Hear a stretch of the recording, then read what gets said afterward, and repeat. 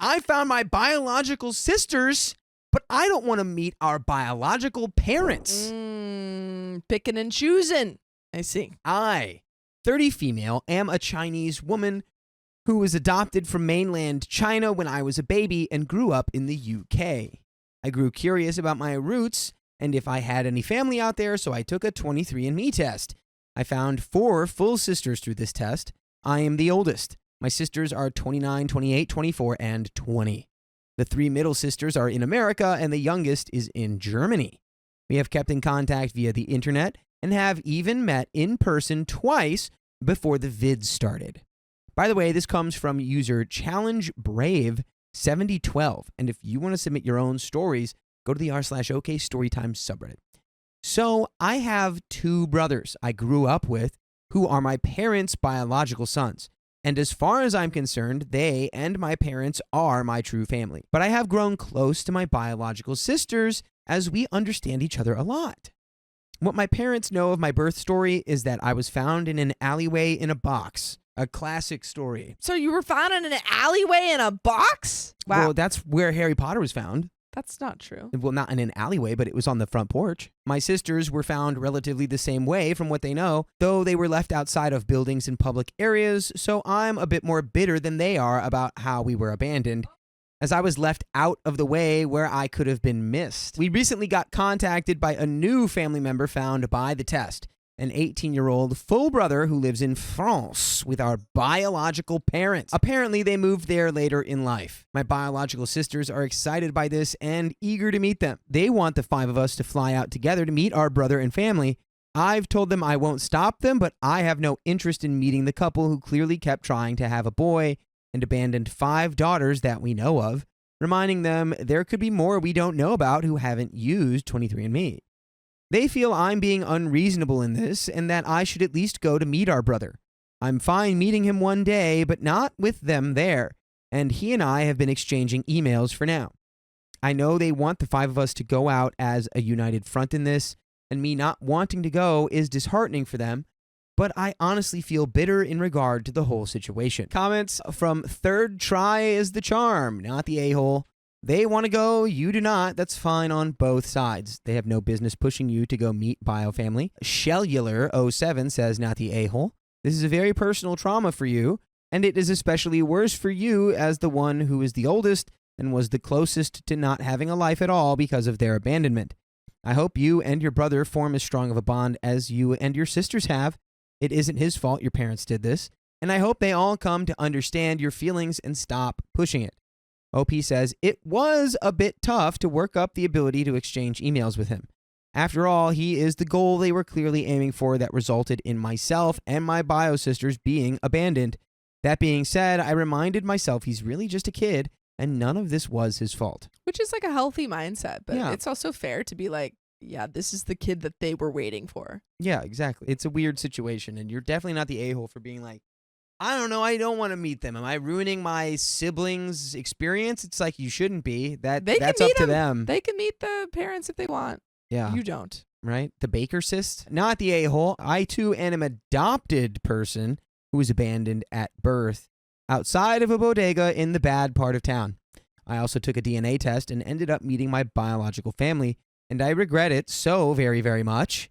Meeting my siblings and birth parents sickened me so much that I feel as though I'll never get my mind back to where it used to be. Yeesh. Well, it sounds like this commenter needs to go to some therapy about that. And I had the unfortunate pleasure of being filmed for TV meeting them. It sucked finding out that I have an older brother with the same birthday as me, only he got to have a birthday party and I got left outside in the cold.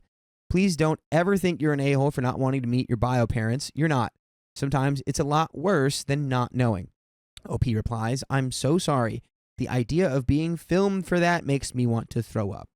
I'm sorry you had to put up with that. I can imagine why that'd suck finding out your oldest brother had the same birthday as you. I was left in the alley in winter.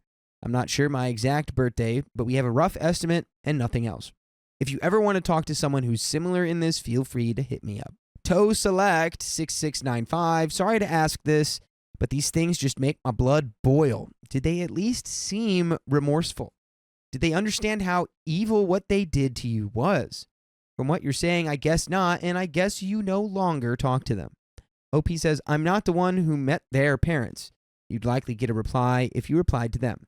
Easy mistake to make on who you replied to. The commenter so was I guess- commenting to the comment we just read, not to OP. No, I think maybe OP's siblings are in the chat, is what that said. No. There was Oh, another but that's commenter. OP replied. So, okay, basically, there was another commenter who was the one we read about who went on a game show or whatever. They were talking about their experience, and then another commenter was responding to that. And OP was like, that's not me. Oh, yeah. Okay. You can just keep going. Why is this in here? ToeSelect6695, thank you. And I'm so sorry you went through this as a baby. I can only imagine the pain. I hope you are happy and feel loved and valued by your real family. There's an update 1 month later. After some pushing from my bio sisters over getting in contact with our bio parents, as while I didn't want to fly out to meet them with my sisters, they still want to talk to me. I finally consented to having a Zoom call with our bio parents, as that was the most I could handle. I'll be honest, it was a shock to the system. I look so much like our bio mom, it was a little startling. So I found out some answers to some important questions. Firstly, why were we abandoned? As many of you can guess, it was due to the one-child policy. They wanted a son, but there was additional internal pressure to this. My paternal grandparents had told them if they kept a daughter, they would be cut off and not have a penny of the family money. It's why I was abandoned so differently from my sisters. It was my paternal grandmother who took me outside and abandoned me. My bio parents always assumed that I had passed away and how she left me, so they took over the abandonment of my sisters, which is why they were left in better places. That doesn't make it better. Man, I can't. That's That doesn't make it better at all. can't imagine how ice cold. You have to be Just to leave a ice cold. child. The ruthless ice cold pragmatism. Not just one. Well, it's like the equivalent of the bird that's in the nest and it just takes one of the bird chicks up and just throws it out of the nest. It's like, I'm done with you. It's just it's ruthlation. that your parents abandoned 5, was it 5 girls? I think another one. It was 5 girls and then And another boy. They had the boy, but abandoned 5 girls because they didn't want to lose out on the family money. It's just oh. Yeah, that's pretty selfish. It's well, at some point you're prioritizing money over not being evil. Yeah. So maybe don't be evil. Yeah, and again, I understand that there's a lot of different government stuff, control things that were going on, and with the one-child policy, but it's to do that 5 times instead of not having another child. That is a choice that you make. Were there any other children? There was one. A boy who would be 22 right now, had everything went to plan. They had been going to keep him, but apparently something was wrong about him. I don't know what, and they didn't expand on that, but apparently my paternal grandfather forced them to give him up because he was ashamed. Why did they move to France? Gee whiz, I can only imagine why someone would want to move out of that situation. Yeah. After our youngest brother was born, they finally gained financial independence from my paternal grandparents and were able to move. They were the ones that asked their son to take the test, hoping to find their other children. Where does this lead? Wait, what? The ones who abandoned all of the children then went, hey, you should take that test and find those kids that we abandoned. Hopefully they're good. Now and then that they find out that OP's alive, and they're like, oh, I thought you died in that alley. Crazy. You're alive. that didn't make any sense. Shocking. Where does this leave us? They were so happy to talk to me and kept going on about how they now had most of their children back and could have it all. You can't have it all. You should not be allowed to have it all because you made these choices. You can't have it all. You can't just be terrible and have it all. It's not allowed. Not really another way to put that, but yeah. I cut them off there and told them they didn't have us back. I expressed sympathy for what they had been put through by my paternal grandparents, but pointed out they chose money over me and over all of us, and how they could have chosen to simply keep me or any of the others and make their own way in life, but they hadn't. I thanked them for the call, but told them I had a family already and had no further interest in speaking with them, that I'd continue to be in contact with my bio brother, but this was all they'd get. They tried to beg me to stay on the call, but I left, and I admit I had a little bit of a sob afterwards. My adoptive brothers ended up taking me out to drink afterwards, and the 3 of us got intoxicated while I vented and cried some, but it helped. It worked through things a lot. So thanks, everyone. I just figured you all deserved an update. Oof. We have some comments here. Mom Loves Monsters says, I really hope that the conversation with them gave you some kind of closure. Thank you for sharing this update with us. Laney20 says, yes, at least she got a few questions answered. Seems like it would be better to know than to always wonder. Doesn't exactly make it easier, but perhaps provides some closure. Robinetta, I really hate the one-child policy. It sucks for so many people, especially girls, because they are usually almost always treated horribly or given up and treated worse. I know some families would rather leave to another country than have to pick and choose a child. If you choose not to be involved with your bio parents, then I feel it's for the best, because at the end of the day, they literally did choose money over you, and what would have happened if you were never found? Me and we 123 says, and also kept choosing to have children. They abandoned until they got the right one. They can feel bad all they want, culture pressure, I sympathize, but they did this with all the daughters and one brother who wasn't right, quote unquote. Robinetta replies, exactly, all because they want the perfect child. When I first watched the documentary about the one-child rule, my heart broke seeing how the girls they gave up were treated. So many cultures treat girls like they are only good for home care and birthing kids. I grew up in a household where I was supposed to take care of everyone despite being a child myself. I have a daughter now, and I refuse to treat her the way I was. And we have an update from 2 years later. Hopefully the sibling dynamic isn't being impacted here. Yeah.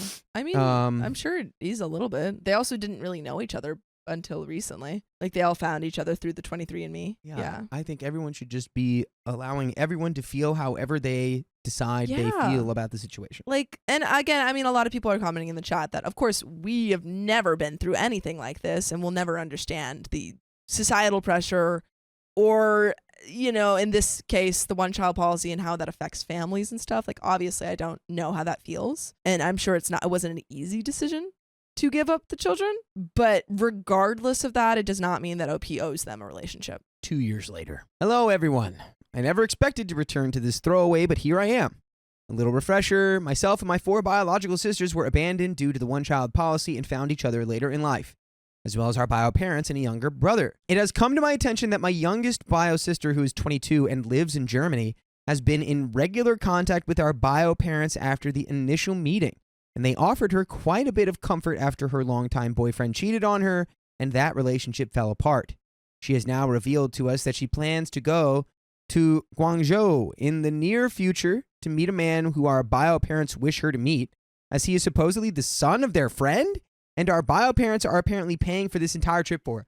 I'm sorry, she's about to go get maybe arranged with a relationship right now from these people? Are we rocking with that? I guess she is. Look, I know I just said we should let everyone feel how they want to feel about the situation. I don't know if I feel like you should go get set up with their friend in China. I don't know if that's the vibe, because they might be friends with people who would also be down with abandoning children. I would be a little bit skeptical, I think. Yeah. I don't know if you guys are the best matchmakers. It's just a... Well, at least you know the guy's probably got money, because they seem to prioritize that. They better have money. So they did a lot of work to have that money.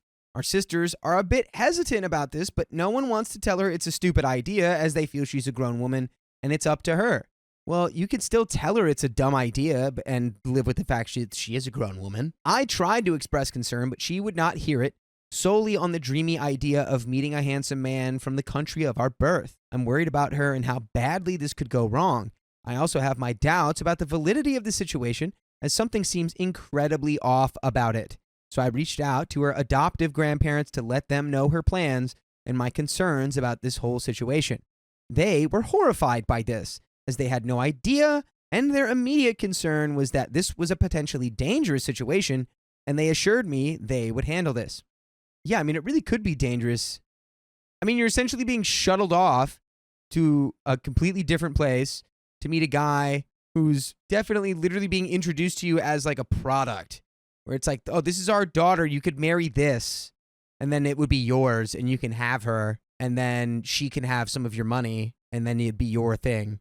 Does she realize that's what she's essentially signing up for? She's commodifying herself into like a bride object? I don't think the problem here is necessarily arranged marriage, because I think that, you know, arranged marriage is a part of a lot of different cultures. But I think the issue here is that it doesn't feel like she is thinking this through at all. Like, I don't know because I think that in a lot of arranged marriages where they're successful, you have family members that you trust. She doesn't know these people. The only thing that she knows about them is that they abandoned her. So I would not trust these people to find me a match that would work for me. Yeah. We already know what she wants. Money. I'm going to get a hot Chinese rich man. Yeah. My hot, rich Chinese man. And that's it. Is who I'm meant to be with. She has since reached out demanding to know why I got in contact with her grandparents, as it was not my place, and she can make these decisions for herself. I told her that she may want to wear rose-tinted glasses when it comes to our biological parents, but I'm not going to let her fly across the world to a likely dangerous situation to meet a man she's never even spoken to before, which she told me if he was a creep, she'd at least get a free holiday out of it. Probably the wrong perspective for that. But you know what the right perspective is? What? The perspective that we have full episodes with stories like this available for your listening pleasure on Spotify, iHeartRadio, Apple Podcasts, wherever you listen. Just type in OK Story Time with your little fingers. Your little fingies. And now you've got the archive booted up. I believe it's 54 days now. 54 days worth of stories. Yummy, yummy, yummy. Anyway, there's a little bit more story here. I don't know if you can do anything to really stop this person. You can run interference, but so I think that you've done the things that you can do. You contacted her family. You said, hey, this is happening. Just thought you should know. But at that point, after that, there's really not much else you can do because you guys only have recently become close. Or I don't even know if you're close, but you've only recently come into contact with each other. Yeah. We ended up arguing quite a bit over this with some heated words being exchanged. Our bio sisters have told me I shouldn't have went behind her back like that. And if it was a mistake, she needed to learn from it herself. But I worry she may not have had the chance to learn from it if it was a mistake. Yeah, some mistakes are really dangerous, and you can't really come back from them. Yeah, sometimes you can't undo some mistakes. Sometimes you got to learn from other people's mistakes. Yeah. Like the mistakes made in the movie Taken. I'll give you one guess what happens in that movie. Someone's taken? Someone gets taken. Interesting. But I don't have any guesses about the end of the story, so let's find out. Okay. Meanwhile, my adoptive brothers have expressed relief I'm not that much of an idiot, or else they'd have locked me in my room until that idea left my head. I do think they needed her plans for her own safety, if nothing else, but maybe I'm an a-hole and could have handled it better. Was I wrong to go behind her back like this? Somebody needed to know. She was basically being like, yeah, I don't know. If he's a creep, I'll get a free vacation. It's like, ooh, you might get a permanent vacation. Yeah, there's where so no many one things can that can find happen. you again. Yeah, there are so many dangerous things that can happen when you're abroad with people that you don't know. Very sad story. Wow. But OP seems like she's in a much better place with much better people. At least there's that. That's the end of that story. My sister-in-law disrespected my boundaries. I want her to leave. Get out of there. So after a lot of back and forth, I finally decided to share this. Picture this. I'm 25, and I've been married to my husband, 26, for almost 2 years now. He's an American citizen, and I immigrated from India in 2022. This is important because when I told my parents I wanted to marry him, they completely cut me out of their lives. Whoa. By the way, this comes from Old Fennel 5129, and if you want to submit your own stories, go to r/OKStorytime subreddit. So, I'm only in touch with my younger brother, and the rest of the family sent me voice messages saying I never existed to them. It was really tough on my mental health. I was already struggling with a lot of issues that never got diagnosed while I was in my parents' home, so you can imagine how I was not exactly stable after my whole world shattered just because I wanted to marry the man I love. On top of that, I was also in the middle of my immigration process, which took longer than expected, and I wasn't allowed to be legally employed until it was over. It seemed like I couldn't catch a break. I was in bed all day and felt like I had lost my purpose, but through it all, I had my husband. He's been the most loving, caring, and understanding person ever. More than I could have ever asked for. He took the wheel with our home, our pets, the finances, and my mental wellness. Everything without a complaint. We still have our arguments, especially when I get anxious or panic attacks from some memory of the past. There's a lot there. My natural response has always been to defend myself and shut down or run away. I was mistreated from age 5 to 22. So we fight. I'm not a great person when I get like that. I throw things mostly to get some feeling back in my body to stop feeling numb. I yell, but I haven't hurt anyone around me. I like to mostly keep to myself and be alone. That is definitely something that you should check. Check Yes. you need to check yourself. Shouldn't be throwing things Yet. at or near people because that's not okay. That is not a way to healthily communicate and can lead to more dangerous forms. There are better forms of Yeah. expressing your anger. After a little while, I fall asleep, and when I wake up, my husband and I have a conversation and solve it out. It's usually my trigger of PTSD or OCD, so he knows it's not his fault, and I just need time. I know I would never blame him for anything. He saved me. So at the end of February this year, my husband's older sister, who's 36, went through a breakup with her then boyfriend and the dad of her kid. She didn't have her own place, money, or car, so she asked if she could crash with us for a while. We knew she'd been dealing with her own mental health stuff, and we wanted to be there for her. So my husband and I opened our home to her. We gave her the guest bedroom and bathroom to use. She moved in with some stuff first, and then within the first week, everything she owned was under our roof. Now here's the thing. It wasn't organized or put away in closets, cabinets, or drawers. It was just thrown around our living room, her room, and the bathroom. When she moved in, she promised to clean up around the house to help, but she didn't pay rent because she didn't have a job. She said she was going to look for a job too. At the time, we didn't mind too much because if she was going to clean up, it would be a huge help for us anyway. But guess what? Nada. That never happened, of course. Yeah. This always happens. You bring I'll someone do it, I'll in do and it. then, they don't help out. In the middle of all this, we have planned a trip to Arizona for a wedding. She convinced my husband to put her on his car insurance. So we didn't have to park our car at the airport while we were gone, and it would be cheaper. Well, no, it wasn't going to be cheaper, but she needed the car to run errands for herself and stuff while we were gone anyway. So my husband gave in.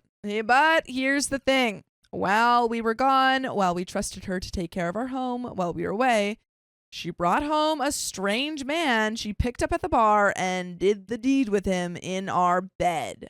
That's gross. That's Dude, weird. why in your bed? You have your own bed. And get this, she kept these details from us when we came back. I So hope you she slept washed the sheets. Let's just not get into those details. The only thing I knew about it was that they did it twice that night. I didn't ask for this detail either. It was just dumped on me. She's like, she spent her days crying, texting her ex, and barging into my husband's workplace. He works from home. She would also sneak into my study to vent or try to convince me to go to the bar with her. I tried to explain that I don't drink much and I'm not really into going out, but she didn't seem to care. She even asked my friends to try and convince me to go if I didn't give in. Things got even worse when she would randomly show up in our bedroom at midnight or 1 a.m. without knocking on the door to talk to us, no matter what we were doing. It was like she didn't respect our privacy or personal space. Just a few days before our trip to Arizona, I got a nasty text from my parents, and it completely broke me down again. I curled up on my bed and cried all day. I didn't know what else to do. I even tried to hurt myself, which I'm not proud of. I'm working on myself one day at a time. My husband was also there to comfort me and bring me back from the sadness.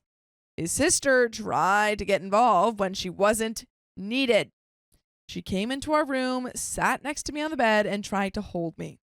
I appreciated it the next day because it was still kind of her, but later I found out that she wasn't being very nice or noble about it at all. So 3 weeks in, I had another breakdown. It wasn't a big deal to start with. I was looking for something, and amidst all the mess she had created, I couldn't find a thing. My mind was foggy because of all the clutter she promised would be gone a week ago. I lost my cool and yelled at my husband for not saying anything to her. I was unreasonably angry, but I need things to be clean. He didn't deserve me screaming at him. I knew it. I just couldn't stop. Like I said, I'm working on it. The frequency of these breakdowns has reduced a lot, but I still have some ways to go. She tried to get involved in the situation again and yelled back at me, asking why I married her brother if I had such problems with him. That's where I got really angry and asked her to leave my house. She had no right to get in the middle of my husband and me. She had no right to ask why I married him when she was the root cause of the issue. She didn't leave that day. She went back to her room and locked herself there. Oh, I'm a little moody teenager. And she's like, fine, don't come in here. No adults allowed. My husband later told me that he had a talk with her about cleaning up her stuff and asking before using our things like the car and knocking before entering our rooms. It really feels like they're parenting this girl. It really is. Like at one day or one night, she is a 5-year-old, like just coming in to talk to the parents, and then the next day she's a moody teenager. Literally. Those boundaries and rules lasted for 4 days for her. In those 4 days, she texted multiple people that her home felt like a prison to her. On day 4, while my husband and I were having breakfast, she marched in saying she wanted to self-harm. She even texted that to her other sister, who called 911 to do a wellness check. They took her to a 72-hour hold. That's when things got really ugly. That's when things got ugly? Gosh. Oh, no. My husband was constantly called by the psychiatrist for updates. His sister would also call him daily, demanding that he convince the doctors to discharge her. If you say concerning things, people are going to want to make sure that you don't act on those concerning things. She insisted that everything was fine and that she was only saying all that because she needed someone to talk to. When my husband refused and told her to stay and get the help she needed, she yelled at him and reminded him that at least she wasn't hurting herself like I did, like OP did. She tried to guilt trip my husband into getting her discharged, using my mental health against him. He broke down. After all, he's a 26-year-old taking care of his 36-year-old sister who lacks empathy, respect, and common sense. My husband and I had had enough. He decided to tell her that she wasn't welcome here anymore because we no longer wanted to be disrespected on a daily basis for trying to help someone. That angered her even more. That is when I confronted her about using our bed. She was upset that I asked her ex about it. In my defense, she gave me a disgusting detail about that incident, but not the one that mattered the most. And enough time had gone by for her to be able to tell either my husband or me, but she hadn't. I had to ask someone to confirm my gut feeling. I reminded her that she had the time to tell us, and it was a pretty disgusting thing to do for her. She kept telling us that she would replace our mattress. Why is it so bad that you need to replace the mattress?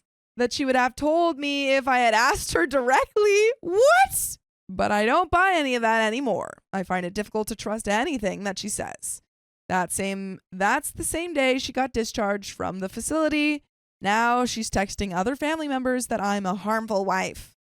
Everyone needs to check on my husband and his well-being. She told my husband that one day he will want to leave me and realize that his sister was the only one trying to look out for him. And we're looking out for you when we tell you you should listen to full episodes of stories just like this. Just go to Spotify, Apple Podcasts, or iHeartRadio and search up OK Storytime. But there is a little bit left to the story. Now, I know I have flaws. I'm not perfect. I get unreasonably upset about small things that trigger me. But I've never physically harmed anyone. I'm also really working on myself to get rid of these negative feelings before we can start a family. I never want my children to have the childhood I did. So I guess what I want to know is she right? Am I the a-hole for evicting her when she's dealing with her own stuff? Was I supposed to be more understanding about her messes because she's going through troubled times, even if it was causing my mental health to deteriorate? So yeah. I think the way we went about this wasn't the best way, because this should have been done by your husband. It should have been done by either your husband going to his sister or by you going to your husband and having a calm conversation. Literally took the words right out of my mouth, because that's his sister. He should be the one confronting her, not you. But again, what was it, a week? Even a week in, he didn't say anything? Yeah. So, well, but also, I mean, if OP's not saying anything until she's full of screaming, that's an issue. Like, you need to be able to have a conversation. And it does seem like you're working on it. Like, you did say that. But definitely a lot of this probably could have been avoided if we had more of a talk. Rather before than letting it bottle in. Yes, did she overstep her boundaries? 1,000,000,000,000%. But it seems like it was 0 to 100, no leeway, no middle way, or like middle ground. It was just, I want her out after she, is trying to it was like little jabs, and it made you explode, made you pop. Yeah, Um, definitely. Another thing I do want to, kind of just focus on a little bit. I know OP has been saying that she's been like trying to work on herself, but I think she needs to really seek some help, seek some therapy on, she's like, I've been working on myself. It seems like she's been doing it by herself. Yeah, I mean, if you've been doing it by yourself, then definitely get a therapist. I didn't super read it like that. I was assuming that she had a therapist, but if she doesn't, Yeah. absolutely need to go to therapy, because this is not okay behavior to be taking into a relationship, regardless of where it came from. Like, you Yes. can be understanding of She's very someone's self-aware. background. Yeah, Self-aware which of she it, is. but- But definitely your husband does not deserve to be yelled at and like have things thrown. Around If the not, house. if not at him, around him. I told my in-laws that if they disagree with my parenting, they should get out. Yeah, get out. Trigger warning, brief mention of and by the way, this comes from username, and if you want to submit your own stories, go to the r/OKStorytime subreddit. First off, I don't think I was in the wrong, which was infuriated my girlfriend. I, 25 female, recently moved into my house. My girlfriend, 27, and I had a little housewarming. Her family, my mother, and a few of our friends. We were eating outdoors and the kids had their own table. My girlfriend's nephew knocked over a drink of Dilute. I was at the table when it happened, and it was clearly an accident. He was very polite and apologized.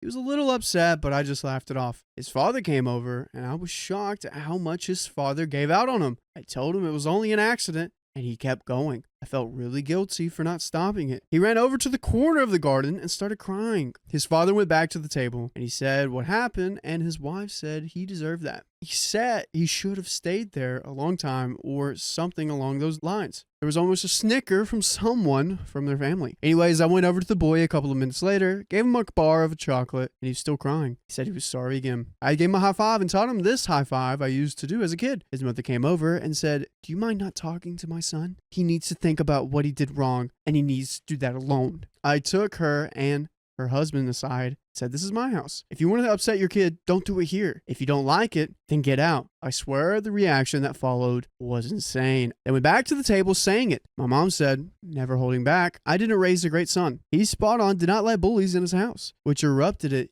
even more. My girlfriend spoke to me in private and asked me to apologize to them. I said no. I stand by what I said. This part, I regret a bit. I told her I think less of her for even asking me to apologize. A mate of mine and his son kicked a ball with the boy and he actually gave me a hug. I don't do hugs at the end of the party, and said sorry again. He hugged so tightly for a couple of seconds. So, breakdown. OP comes to the rescue, said, "Hey, don't worry about spilling your drink." Yeah. Parents are like, bad. But these are the kids' grandparents. The kid's parents. It's just the kid's parents. Oh, this is, okay. So he's having a birthday party and has the yeah, kid's yeah, parents. yeah. over. Okay. So the kid's parents are just acting out all crazy. Okay. And then he's like, "Hey, don't do this here. Yeah. Go do this somewhere else." And then OP's mom's like, "I didn't raise a great son." OP's girlfriend's like, "Hey, could you like apologize to him?" I think to ease the tension. Okay. And OP's like, "I'm not going to do that. And I think less of you because of it." And then the kid gave him a hug. That's what happened during this party. Okay. I actually have mixed opinions on that, I'm not going to lie. Really? What do you think he did wrong? I don't think, I think defending the kid 10 out of 10, but I do agree that maybe you shouldn't parent someone else's kid. I think it was along the lines, don't. I know it's because it was in OP's house, Yeah. so he was like, y'all can't do that here. Yeah. And they That's what he shouldn't be said. yelling at the kid, but Yeah. it's tricky. It is tricky. It is tricky for sure. I see what he's doing here. Yeah.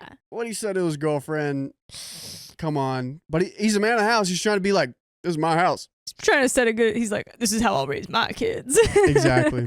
I could really go on about all the drama, but in short, her family thought I was in the wrong. I was getting little digs, etc. My girlfriend's friend came up to me privately and said I was right to step in. My girlfriend is still pushing for me to apologize. I still don't think I did anything wrong. I didn't tell them how to parent, but I told them to leave if that's how they want to parent. If I'm being completely honest, I didn't say this. I'm not sure I'd want a kid with a family like that. Argue over spilling effing flavored water? Wow, there's so many messages. Apologies, I can't respond to them all. Here are some of the common answers to responses. Agreed. That must be what they're like in private. Snigger is a word, at least in the UK. My mother is the best friend of any kid could have had. Yeah, it puts a big hole in my future with my girlfriend. Comments, I'm a grown man in my 40s with my own children. I still flinch when I spill or break a dish. No one has yelled at me or physically punished me for such things since I left home at 18. Yet, it lingers. When my kids spill or break, I calmly ask if they are hurt. If they aren't, they help clean up the spill. If it's a break, I remove them from the glass danger and clean up myself. My kids have never flinched in fear over a spill. No child should. Another response, not the a-hole, always put trash in their place.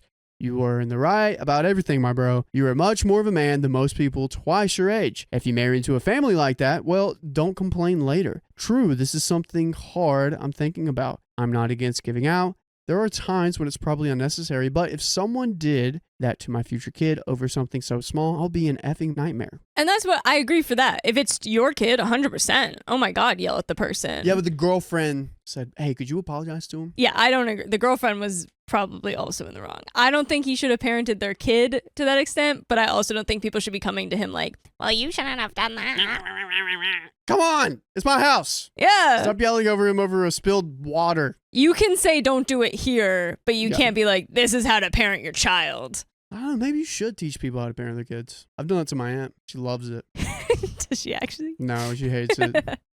Balls Blower Ranch says, not the a-hole. You don't realize you can't have a kid with your girlfriend now? She supports this behavior, thinks it's acceptable, and will do it with her own children. If you have children with her, those are its grandparents. They will treat your future child the same way, and she will always let it happen. OP says, honestly, that's really what's going on through my head more than anything. Even my girlfriend doesn't seem to have had much too of an issue of it. And that is all the comments. I'm going to get to the update.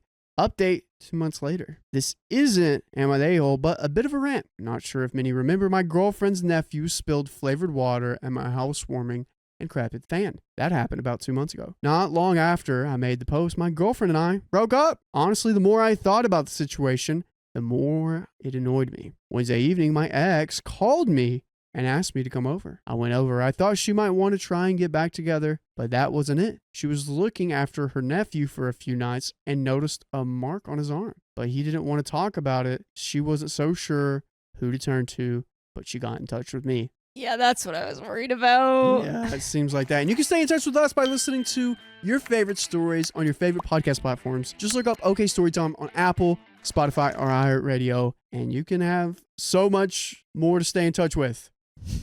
Who do you go to in this scenario? Like a wellness check? The wellness check, yeah. If you can get the kid to say it, because that becomes real tricky. Oh, you want to yeah. alert someone. I don't know if you go right to CPS for that or not, but This is tricky. This is, ugh.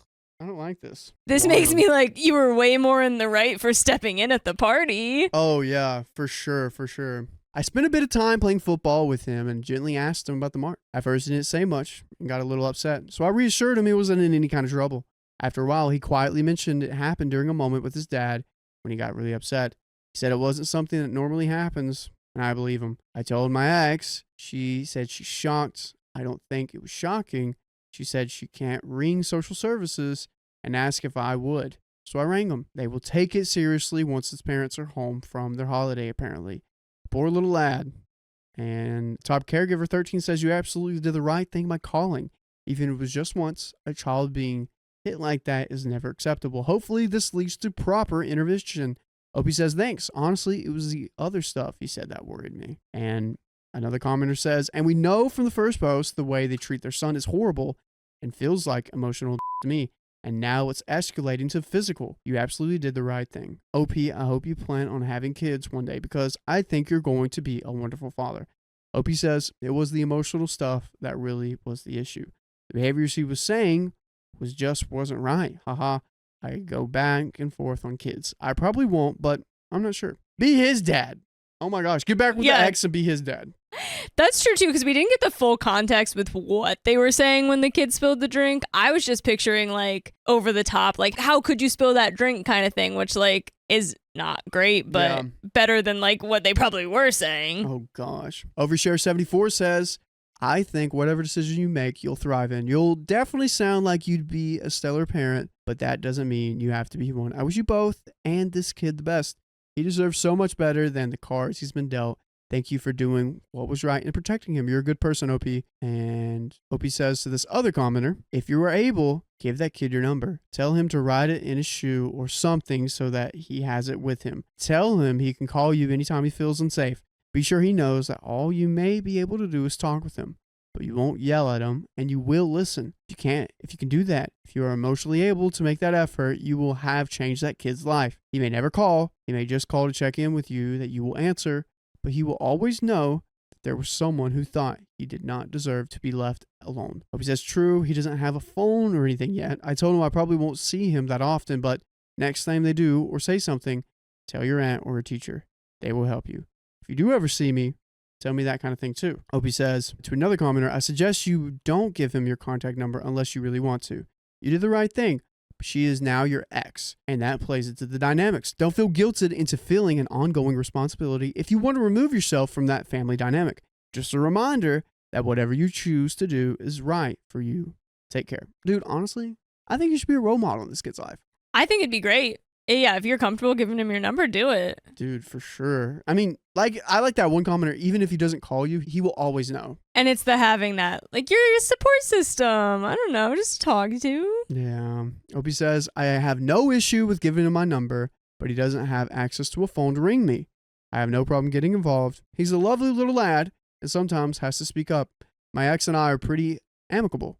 I don't want that family as my family, but I have no qualms about getting involved as an outsider, if that makes sense. But that's the end of that story. My sister-in-law stole my pregnancy announcement. Steal her baby. Trigger warning, verbal and emotional abuse.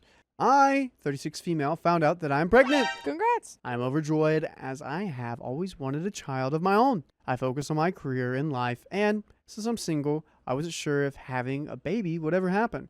I was excited to tell my family the big news. My sister has only one child, my nephew, 7 male. My brother is married, but he and his wife have made it very clear that they will always be child-free. By the way, this comes from Internal Hope 63. And if you want to submit your own stories, go to the r/OK Stories subreddit.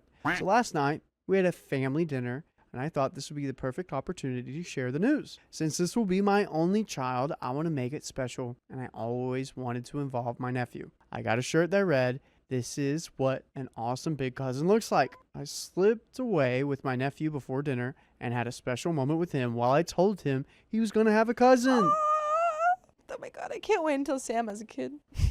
Yeah, dude. My brother will probably have a kid in like 2 or 3 years. Dude, probably. I'll have to be a nephew. I mean, You're going to be a nephew, Riley. I'll have to be an uncle, dude. Uncle Riley. Oh, man. I have to be a good Uncle influence. Riley. Yeah. Ugh. I can't wait until Sam has a kid and I can be an aunt. Just have your own kid. No, not yet. My nephew was very excited and put on the shirt. He put his sweater on over it, and I told him he could take the sweater off whenever he wanted at dinner. In the middle of dinner, he took off the sweater and waited for someone to notice. Soon, my sister jumped up and excitedly screamed when she saw the shirt. They all then immediately assumed it was my sister-in-law. Wait.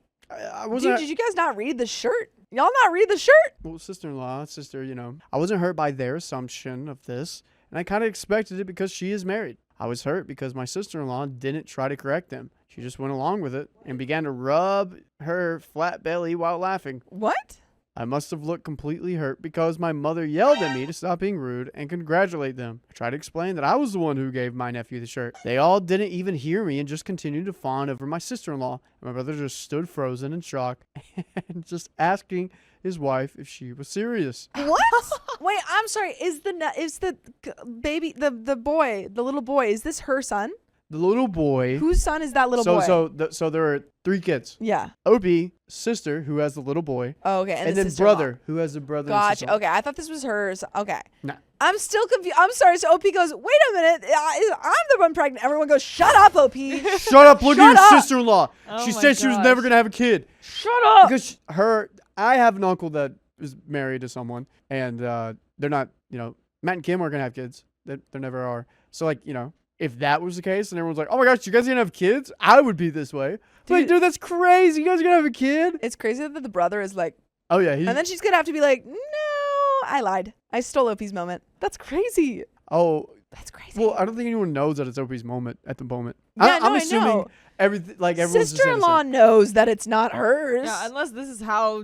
Yeah, unless Yeah, she was like, how did that kid figure it out? Right, because I mean, even if she was actually pregnant and she was just like, yeah, like she knows she didn't give that She shirt to knows. the nephew. Yeah. So And then when OP goes, wait a minute, I'd be like, oh shoot, yeah, sorry. Well, she's Yeah. single. I don't know. I wouldn't assume it was her in this context, honestly. You wouldn't assume if you were sister-in-law, you wouldn't assume that it was the only other person.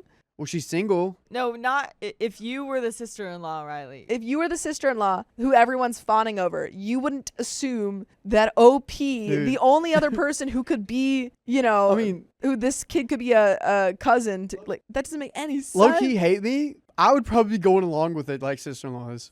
Why? Hit me. But you're not pregnant. Why? I'd be like, yep, I'm pregnant, everyone. Why? Just to, I don't know, have something to talk about on the way That's back home. Crazy. That's You're crazy, wild, man. dude. You're I wild. probably You're just would. starting problems. I You're am. starting problems. I would. I'd be having a hoop. But then as soon as I realized that it's my sister-in-law that is single and she's pregnant, I would apologize. You're crazy. And I would, You're crazy. amends. Someone get this man out of here. dude, I'm anything for a laugh, dude. Clearly, yeah. Sacrifice Angie. Sacrifice anyone. Okay, I got up and went home. I received multiple texts at this point from them telling me what an a-hole I am for making this all about me. They said things like it wasn't my sister-in-law's fault that I was jealous. Oh my god. I didn't reply to anything, just cried myself to sleep.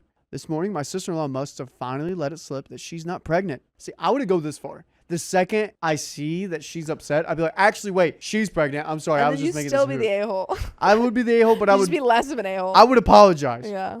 They have now all called me to apologize, saying that they were all just caught up in the I moment. don't freaking care. I'd be like, shut up. I tried to tell you I was pregnant. You guys suck. F you. They said I shouldn't have left the dinner and that it was my fault I wasn't clear enough that I was the one who was pregnant. My mom said I could have a redo dinner so I can get it right, and they will all act surprised. I'd be like, y'all didn't even let me say, hey, like Matt Cat's name is Karen says, why would you leave without cleaning this up? OP tried. And then she got really sad. She was like, hey guys, it's not my baby. And they were like, shut up. You Yeah. suck. Stop taking this they moment didn't away. hear her, and then when she was like acting all upset, they were like, "Why aren't you congratulating her?" Like, Yeah, you're and being she was so like- rude. It's my baby. I'm the one pregnant. And they're like, shut up, OP. Sister-in-law sent me a message that said that the way I chose to announce was how she wanted to do it if she ever got pregnant. She said that since she's not ever having a child, that she just wanted to experience what the moment would be like. Oh, shut up.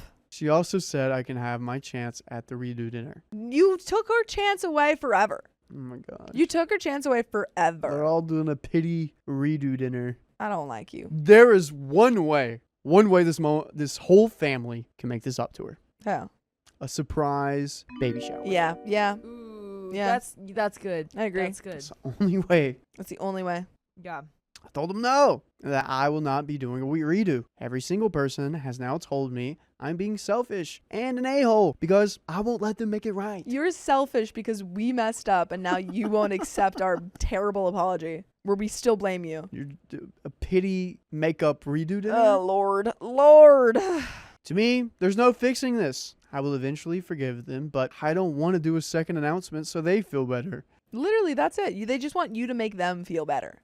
And we got an update to this story. I don't even know what to expect. No, I feel like they're just going to keep blaming you and then you're going to have to, like, go Yeah. low contact with them. Yeah, and then they're going to get weird about your kid because you're Yeah. the only other person that has a kid in the family. Uh-huh. And your poor little nephew is going to be like, I just wore the shirt and I know I went listening to me that you bought me the shirt. And your poor little baby nephew is going to be all sad. And they did that. Yeah, that probably might be it. Update. This is an update to my previous post. It's been 4 months since my last post, and it's been a wild ride. I'm now almost 7 months pregnant and expecting a baby girl. Congrats. Very exciting. After everything that happened, I tried going low contact with my Yup, family. Called it. I didn't want to deal with their drama and chose to instead focus on my pregnancy. That didn't last long because my brother showed up at my door a few days after the dinner with his suitcase. He needed some time to work things out, and I was happy to give him a place to stay while Yeah. he did. This is the brother that is married to that sister-in-law. So, which makes so much sense because if she freaking lied to him and did that in front of his entire family, I'd be like, you're crazy. You're crazy. Bye. I would lie only for like 30 seconds. But imagine the heartbreak that brother-in-law must have felt, or sorry, that brother must have felt in that moment of your wife, who you've known to be infertile. Yeah. Tells their whole family, I'm pregnant. And that like shock and then momentary like joy, elation, and then to Yeah. find out the next day. So you spend that whole night so happy that you think you're going to have a kid and you thought it was impossible. And then finding out she's lied. And also your sister was hurt in that process too. Yeah. I would not be able to look at my partner, the same. Did he want a kid? Yeah. Oh, I didn't know that. Yeah, they wanted a kid. That was the thing. They just can't have kids. Well, it says at the beginning that they made it clear that they will always be child free. I don't know where Yeah. they might Oh, have. I always must have missed it, misheard. but- I thought you Yeah. had said that sorry, I must have misheard. I thought you said that they were like couldn't have kids. No, they just were always child free. Okay, that's different. Sorry. Yeah. Well, Yeah. I Making me mean, look like an still- idiot. Yeah, it's still pretty shocking to have her lie. Yeah, and just Yeah. shocking in a different way. Miss Jaber, I misheard it. I thought they said they couldn't have kids. But I would That's do all this right. only for 30 seconds and then be like, okay, I don't know where the shirt came from. Only for 30 seconds. All right, fine, Riley, we forgive you. Whatever. Thank you.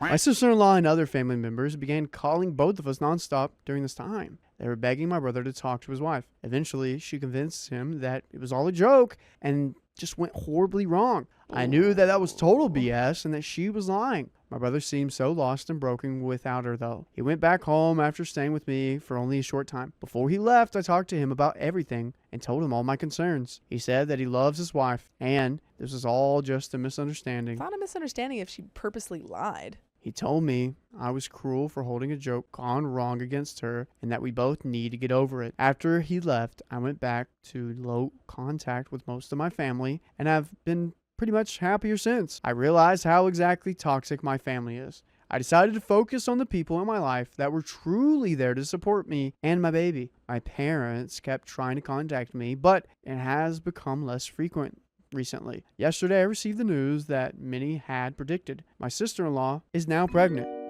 Oh. I found out when I received an invitation to her upcoming gender reveal Zoom party in my Whoa. email. Which is another kind of thing of like, so now that we confirmed I was mistaken, they are just child free by choice. Yeah. Did OP's brother make that choice? Did he change his mind or did she change her mind? She might have liked the attention. Yeah, I don't know if he was completely on board with that then. Got a little baby high, Mm-hmm. baby Yeah, fever high. Yeah. Oh, just check my temperature. The baby fever's at over 110 degrees. I think OP's brother was really trying to convince himself when he was having that whole talk with OP of like, you have to get over the joke. It was just a joke. I think he was trying to convince himself because I think he was really hurt by it. Yikes. Dang, man. Ugh. Oh, just checked it again. It's a boiling. 220 degrees. It's a boiling. Go ahead and put some ice in that pot. 100 you got degrees. baby Calm fever. down a little You got bit. baby fever. What? Maybe I got baby fever, huh? What are you going to do about it? I'm going to put some ice in that pot. Whoa. That's what I'm going to do. Whoa. To ice you up. Yeah, Casey Roberts says so she did get her dream announcement and stole OP's. That's the thing. She said, oh, I just sad because I'll never get that announcement, and then got it anyway. She got two. She Yeah. stole OP's and she got her own. Yo, you know who did get a redo dinner? Sister-in-law. Yeah, she's She like, probably dressed up Really? as little cousin again. yeah, she dressed up because in the same shirt. She's like, hey, can you put that shirt on again, please? Yeah. You still got that shirt from the last dinner? Okay, Yeah. bring that back tomorrow. Yeah, and she's like, it's not a joke, guys. I'm pregnant for real this time. I haven't responded yet, and I haven't heard any news from any other family member than the invitation, and I'm torn between laughing hysterically or crying for my brother. I truly don't know what to think. What you should do is send this Zoom meeting to some trolls online, and they video it, and they ambush it. Oh my God. Yeah, okay. Sure, that's an option. We got update 2. I made a mistake and went to sister-in-law's gender reveal. Uh-oh. You just had to not click a link. How did you accidentally? You Why'd just you had go, to not girl? click a link. Why'd you go, girl? Why'd you go? Why'd you go to that? Ooh. All right. Girl, you're low contact for a reason. Update 2. Couldn't keep her computer closed. Mm-mm. So, my brother and sister-in-law's gender reveal Zoom party took place today. For the last few weeks, I had been debating on if I should attend or not. I had been doing well with being no contact with most of my family, but I couldn't seem to let go of the feeling that I was being selfish and not supporting of my brother. I reached out to them online. My brother and his wife are definitely pregnant. They started to try shortly after he returned home from staying with me. My sister-in-law told me that my brother changed his mind about having children after a long talk they had about the future. I personally think there is more to this story, but I don't have all the details yet on this. They did tell me that they were sorry about what happened with my pregnancy announcement. My brother asked me if we would all just move forward and if we would all come together for their gender reveal party. I agreed and decided to go. I also started to speak with my parents again. My parents did not apologize for their they part didn't. in what happened. Sorry? I said, of course they didn't. For what happened at my pregnancy announcement. They didn't really acknowledge that anything had happened at all between us. They didn't ask me much about my pregnancy or my baby. They have been interested enough to ask 2 questions. They asked what my child's last name will be since I am a single mother and what gender the child will be. I told them I will not be sharing the gender of my baby until the birth. I see you. I feel like they're Another gonna reveal. hair! I feel like they're gonna reveal OP's gender. How? I don't know. I feel like they've somehow figured it out, and they're gonna be like, "Yeah, we're not having a baby, but OP is, and it's a girl." And they're gonna take it again. I don't know. They're just gonna steal something. I don't know how they're gonna do it, but they are. You're going to humiliate her They're gonna again. take the name. They're gonna do something. Something's up. Yeah. I don't trust them. Today was a gender reveal Zoom party. We were instructed to wear blue or pink, depending on what we thought the gender would be. I chose to wear pink since the only dress I own that fits me right now happens to be pink. My sister-in-law had chosen to pop a very large balloon filled with confetti that will reveal the gender. She popped the balloon and came out a cloud of blue confetti. My parents began to cry and cheer at the announcement. My brother and everyone else was smiling and clapping. My sister-in-law, on the other hand, was not. Uh-oh. The next few moments were filled with all of the guests saying their congratulations. My sister-in-law stayed perfectly silent throughout all of it. She seemed somewhat emotionless until I piped up to say my congratulations. I had said to them both, "Congratulations on your little boy. His cousin can't wait to meet him." My sister-in-law went insane. She began screaming that I was trying to steal the spotlight away from her by mentioning my baby. She said that I was being jealous and petty over my birth announcement disaster. She then asked me, "What are you effing having anyway?" She demanded to know the gender of my baby and began asking if it was a girl. Then she said I must be having a girl since I'm wearing a pink dress. And at that point, you just leave the call. You go, click, close the computer, and then we go, I don't know, get like a ice cream.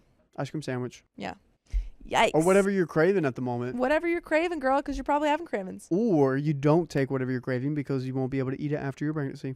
Really? Some cases. Depending on what you're craving, I guess. You know what? You can't have sushi while you're pregnant, and that's tough because you can't have raw fish. Yep. I am the pregnant lady doctor. He's the pregnant lady doctor. Everyone knows that. That's right. I chose not to fight with her or try to reason with her. I just exited the call Good. and let it go. I don't know what sister-in-law's problem is or why she's behaving this way. I don't care. I'm not going to let things like this bother me anymore. It was a bad idea to break no contact. And guys, we got another update. Oh man. Yeah, it was a bad idea. Keep no contact. Stop contacting them. I feel like all of these updates are like, oh, they apologized, and I realized, I gotta have a relationship with them. No, stop it. Stop it.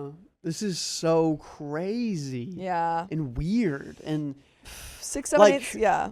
So I think sister-in-law hates you because you're doing all of her dream scenarios that she wanted to do. Exactly. Like she probably wanted a girl. She wanted to get pregnant when you did. Nicole H says, "Oh, she's gonna be so upset when she finds out who's having a girl. Yeah, I think she She'll will be be jealous, too. which is icky too." Yeah, this is weird. This is all very, very, very weird. I don't know what the problem is. I think sister-in-law also started doing this because OP was having a kid. She's like, "Well, I can have a kid too." Yeah. Oh my goodness! I just realized why so many people have sushi after their pregnancies. Like the woman that had The like the boat whole fit, boat. yeah. Yeah, dude, I'm gonna do that. Dang, now I want sushi now. Mm. Sushi's so expensive. Okay, anyways, update 3. Unfortunately, my sister-in-law's drama just seems to progressively get worse. My sister-in-law found out that I'm expecting a girl about 2 weeks ago.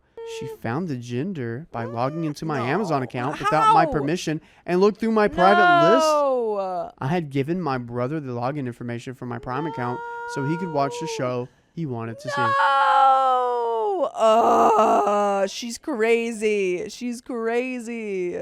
That is insane Girl, she's behavior. crazy. She's big time crazy.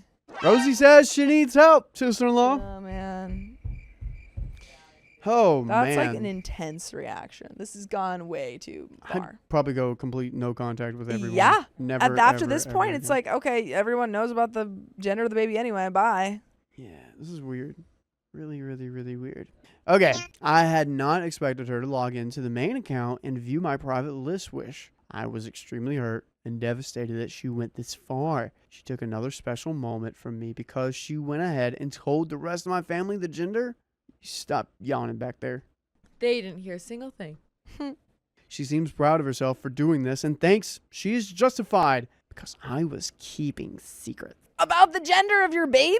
Yep. Yeah, that's like she had a gender reveal party. What is she talking about? You keeping secrets. Finally snapped and told her what she did was appalling and deeply troubling. I told her that she has ruined every major moment in my pregnancy, and I cannot believe that she is proud of it. I told her she should be ashamed of herself and that I'm embarrassed for her. I told her at this point I won't be allowing my daughter to call her aunt because she doesn't deserve it. She had a meltdown after this and accused me of trying to get her to miscarry. Oh my goodness. Oh my gosh. Oh my god. Anything she's you say, terrible. she's going to accuse Yeah, you. she's gonna be like, you're trying to turn everyone against me. Yeah, but like during the thing, she's like, "Hey, congratulations on your new." And then she was like, ah, blah, blah, blah. Yeah. Calm down, girl. Why Like, does she she didn't hate even you so do much? anything during that. She literally said Nothing. congratulations, and then the sister-in-law wasn't even happy that Freaked she was out. having a boy. Yeah, like, come on, girl. This is weird. My brother and other family members try to jump in to defend her, but I made it clear that I will remove them from my life as well if they continue to defend her. They have since shut their mouths and began to agree with me. Sister-in-law gave me a half-hearted apology and said that we need to make up for the sake of the kids. I do want to be a part of my new baby nephew's life, so I feel a bit stuck in this situation. I agreed to just let it go and try to move on. Stop letting it go. Yeah, I mean, you just gotta. Well, the thing is that I feel like sister-in-law was only acting like this because everyone was not on her side this time. Yeah, it's weird. I made it clear to her and everyone else that they are on very thin ice. Since everyone knows that I am going to have a girl, I refuse to tell anyone the name that Oh, I Lord. intend to give to my daughter. Uh-oh. Good luck on that one. Uh-oh. I want to at least keep that part for me to announce when I have my kid. I haven't even really written it down because I fear someone will find out. My sister-in-law has asked me many times, but I just tell her I haven't decided yet. She'd name her son that just to get back at you. Her name is Jezebel. His name is Jezebel. It's a strong name. Strong masculine Strong name. name. This last week, she started sending me girl names that she's calling dibs on. She's like, this one. There's 100 of them. You can't do any of them. I remind her she's having a boy, but she just seems to be in denial about the fact. She likes to say that we won't really know the genders for certain till the babies are born. Girl, you're not Dr. Pregnant Woman. What are you I can telling the tell you that radiologist then? You're wrong? Yeah. Oh, you're that's like, not a pointy thing? "No, That's an this- anything? No, that's not a boy. No, it's not a boy. Yeah, I remember finding out my brothers were going to be brothers. That was fun. Nice. Yeah, she's like, you see that there? I've never had that moment. It's a boy. Pee-pee's out. Pee-pee's out. Yep, they definitely have their peepees out. Yesterday, she sent me the name that I will be naming my daughter.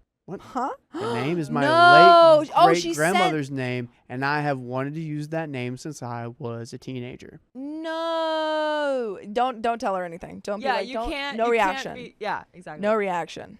I won't be changing my mind about naming my daughter this name. I'll be announcing it once she is born. I don't care if this starts a war. This will be the hill that I'm willing to die on.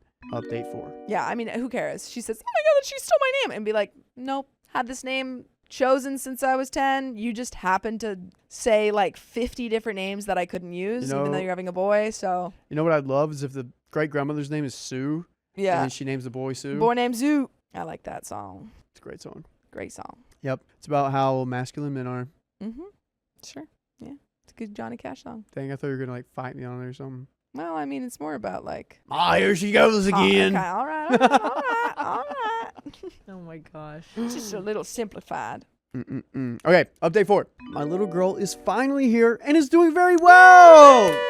Hey, woo! We love babies. Babies.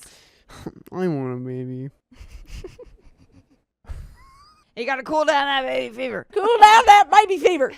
Put a simmer on it, boy. Cool down. Oh, man. She's so beautiful and more amazing than anything that I could have ever imagined. She's a handful already, and I'm loving every second of it. I'm so happy for her. You'll be happy to know that I did not allow my sister-in-law to bully me Good. into picking another name. My daughter is named after my great-grandmother, and it fits her perfectly. I announced my daughter's birth and her name in a message to my family while I was in the hospital. My sister-in-law wasn't happy about my name choice. She was even angrier when she heard the nickname I chose for my daughter. It was a shortened version of her name that was also listed on sister-in-law's dibs Oh, list. Lord. She posted on social media about my daughter's birth. In the announcement, she was referring to my baby by a different name. And then I'd say, hey, you're not seeing my baby ever. Bye. She says that it's her own special nickname for my daughter. Think something like if her name was Grace and she decided to nickname her something like Gilly. No, you actually don't get to have a special nickname for my daughter because you're not going to see her. It's very weird and doesn't even resemble my child's name at all. I told her immediately to stop and to call my daughter by her proper name or the nickname that I chose. I knew she was only doing it to bother me and that getting upset would only just encourage her more. She stopped for a short time but never removed her social media post. I had my family over to meet the baby a week after I came home from the hospital. That's when sister-in-law started up again with her games. She purchased a bear for my daughter with Gilly throwing embroidered out that across bear. it. After opening that stupid bear, my family members laughed and told me to stop being so controlling. They told me to get over it and that sister-in-law's nickname is cute. No. They too started using the Gilly name. No. Oh, man. I'd be pissed because you can't get rid of a nickname once it catches on. I felt like I couldn't even control my own baby, and they thought I should just be okay with it. I realized then that none of them were ever going to change how they treat me. I saw that what I was allowing to happen was just as bad as what they were doing. I was allowing myself to be belittled, hurt, and used at time and time again. The family members who did nothing are just as bad in my opinion because they never even tried to defend me. I've put up with a lot from family in the past. I have had to get over so many past issues and pain, I pushed past it in the name of my family. Now, this was all happening again. This time, it was in front of my daughter. What if they started treating my daughter the same way when she's older? I threw the bear in the garbage in front of them and told them to all leave my house. They are all just as bad as sister-in-law in my opinion. I couldn't bring myself to yell or scream, but stood firm. I removed my daughter from my mother's arm and showed them all the door. There was a lot of name calling, but I stood my ground. I'm done. I haven't spoke to them since. They haven't even tried to contact me. I intend to write a letter or something to tell them to say everything I feel. Or something to them to say everything I feel. I feel like I need that closure. I intend to go no contact with all of them from now on.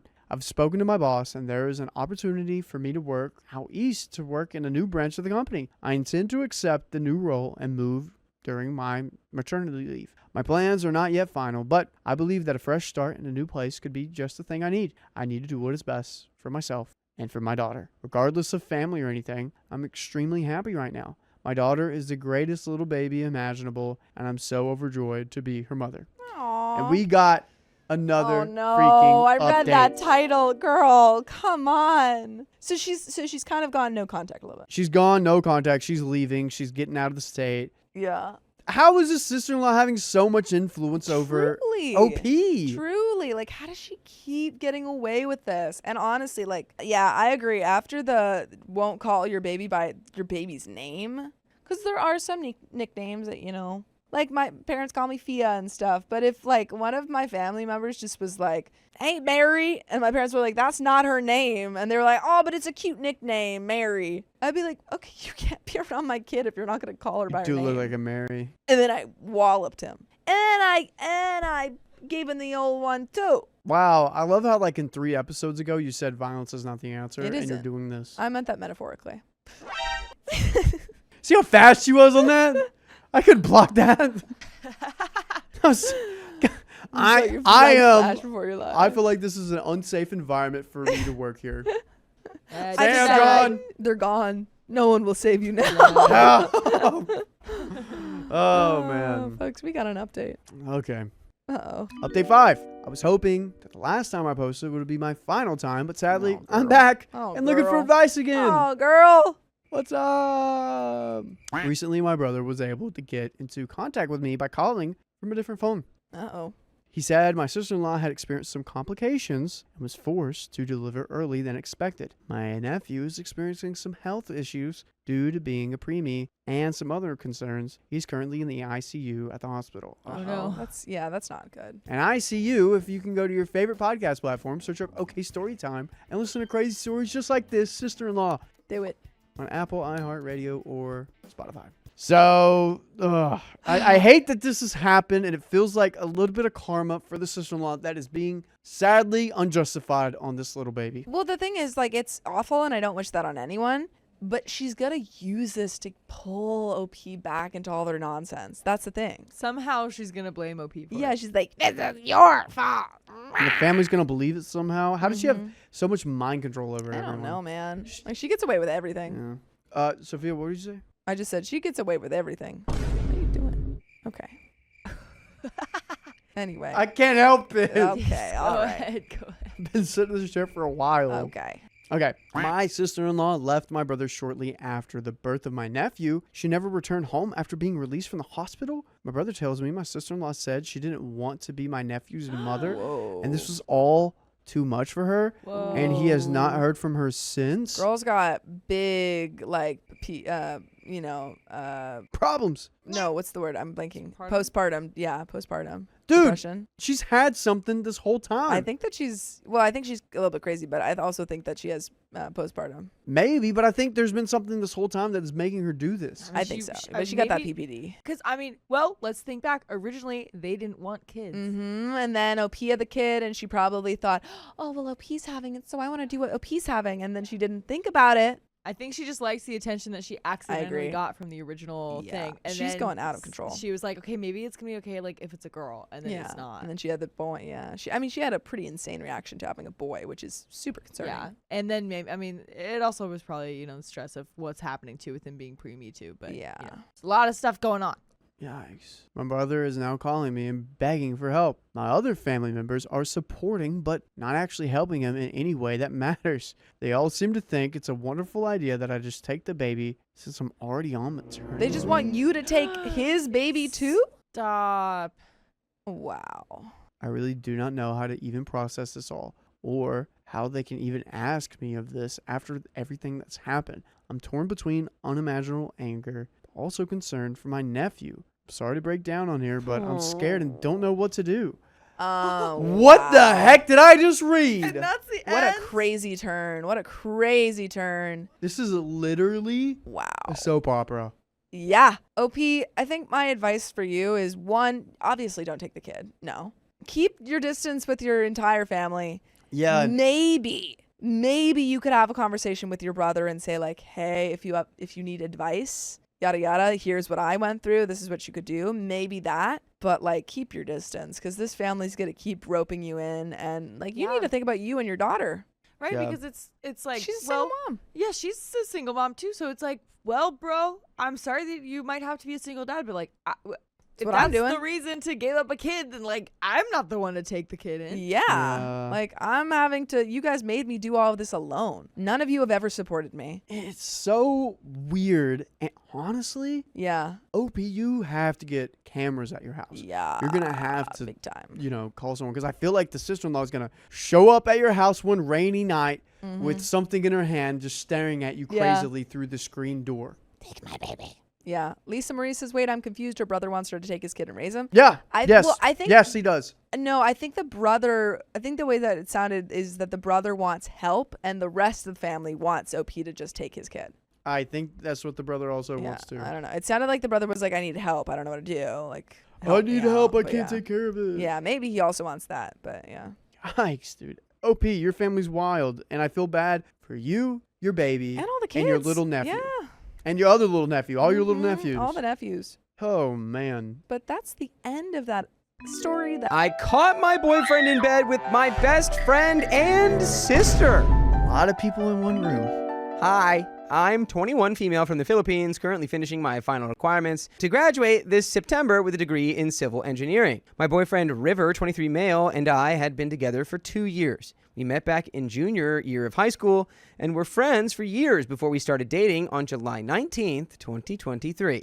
I genuinely thought that our long history and deep friendship meant we had built a solid foundation for our relationship. I was clearly wrong, and that realization would shatter everything I believed about love and trust. By the way, this comes from a deleted user on the Charlotte Dobre YouTube subreddit, and if you want to submit your own stories, come on over to the r/OK Storytime subreddit, yeah? So last week was our second anniversary. The night before, he texted saying he was sick and couldn't celebrate. I was worried sick about him, so I spent the evening cooking his favorite warm porridge from scratch, carefully cutting up fresh fruits and putting everything in containers to bring to his place. No, she's pulling a Sophia. She's cooking porridge? She's putting you know what container she's using? No. Ice cream containers. Ice cream containers? Yeah, she's Filipino. I wanted to surprise him and take care of him because that's what you do for someone you love, right? Using the spare key he'd given me months ago, a key that once symbolized the trust in our future together, I quietly entered his house. What I walked into was the most devastating, soul-crushing scene of my entire life. He was in bed with my best friend Camilla, 22 female, and my oldest sister, Bianca, 25 female, together, all three of them. Oh my gosh. You never trust a Camilla. Oh my gosh.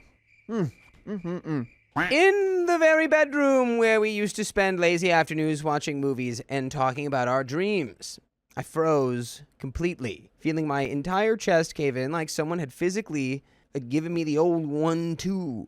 The containers of food slipped from my hands. I couldn't process what I was seeing and my mind went blank. Without making a single sound, I turned around and walked out like a ghost. I sat in my car in the driveway, crying until I couldn't breathe properly, gasping for air between sobs. Eventually, when I could see clearly enough to drive, I went to a close friend's house who let me stay the night without asking too many questions. The betrayal cut deeper because I'm still a virgin by personal choice. Early in our relationship, I was completely honest with River about wanting to wait until after college and marriage. This wasn't about religion or conservative values. It was about wanting to finish my education, prove myself professionally, and be with someone who truly valued me and saw a real future together. I wanted my first time to be meaningful with someone who loved and respected me completely. And River said, I don't care about all that. River said, couldn't do that. What's your older sister's name? River said, that's really unfair for your boyfriend. Oh, that's me? He said, oh yeah, your boyfriend would probably not like that. For Riv, this is just River. This is not for all men. This is just how River was talking. Would have talked. Maybe. Oh, his name is River. Oh, I thought her best friend was River. No, he's River. Oh, okay. He said, oh, that's really unfair for me. That's what I meant to say. That's what I meant to say. Sorry. Yeah. River would occasionally try to be subtle about it. He'd say things like, you love me, right? So why can't we... Or we've been together so long, don't you trust me? Or other couples our age are doing it. Each time I'd patiently explain my reasons again, and he would nod and say he respected my decision. He'd even say things like, I love you for who you are, not what you can give me. Looking back now, maybe those were all lies. Maybe he never really respected my boundaries at all. Bianca has always harbored resentment towards me, though I never fully understood why until now. She's 4 years older and was an only child for a long time before I came along. No? 4 years? Well, I guess that actually is a pretty crucial formative age for a sibling to come along, huh? I wouldn't know. I don't know. Sam and Sophia. Myself and my sister. Yeah, I don't know. They don't seem like they just hate each other because it's like, grrr. I had it made, only child. Only child, I had it made. You did. Sorry. She's 4 years older and was an only child for a long time before I came along. Growing up, she would make cutting comments that made me feel unwanted and unloved, saying things like I had stolen our parents' attention from her or that our family was happier before I was born. How would she know? She's a baby. That's weird. But you're a baby. You're both babies in this situation. She's never missed an opportunity to remind me that I was the accidental child, even though our parents never made me feel that way. Despite all her coldness and cruelty over the years, I kept trying to bridge the gap between us. I would buy her thoughtful gifts, include her in my plans, and defend her when friends criticized her behavior. I genuinely wanted a sisterly relationship, but she never let me in. Camilla was different. Like the sister I never had. Best friend since kindergarten, I trusted her with everything, including my suspicions about my boyfriend possibly cheating. Oh my gosh. She acted shocked and angry when I mentioned it. Now I wonder if that was all fake, if she was part of the betrayal all along. That is so wild. I hate that. Dude, I'm so sorry, OP. Getting betrayed by 3 people. 2.5. 2.5. The sister, not giving her that one. Yeah. Getting it from all sides. He was getting it from all sides. Oh. I'm caught between wanting to find this funny and understanding that this is probably the worst thing that has ever happened to this person. Yeah. Like, I want to make this funny so bad, but this is just straight up the worst thing that has ever happened to OP. Yeah. Ever. You can, This is what- I think making light of it is helpful.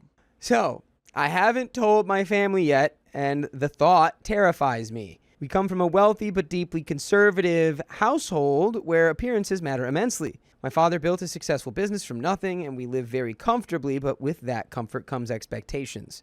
I've always felt enormous pressure to behave perfectly and stay quiet about problems and never cause drama or bring shame to our family name. Here in the Philippines, cultural norms are different. Most of us live with family until marriage or finishing school. Moving out at 18 and starting over isn't realistic or socially acceptable like it might be in other countries. I'm essentially trapped in this situation until I can figure out how to navigate it properly. Yeah. Oh, that's tricky. That the family name thing is a hard part of this because you can definitely out your sister to your parents and say, hey, this is what happened. Being the people pleaser you are, it's a tricky puzzle to solve.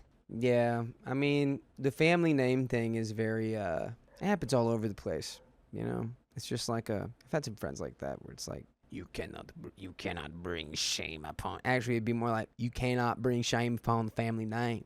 It's really like Georgia, small town Georgia, small town Georgia, Yeah, big yeah. big britches, Big big britches in small town Georgia. I know what you're talking about. Ooh, Hog- shooey. Hog hunters.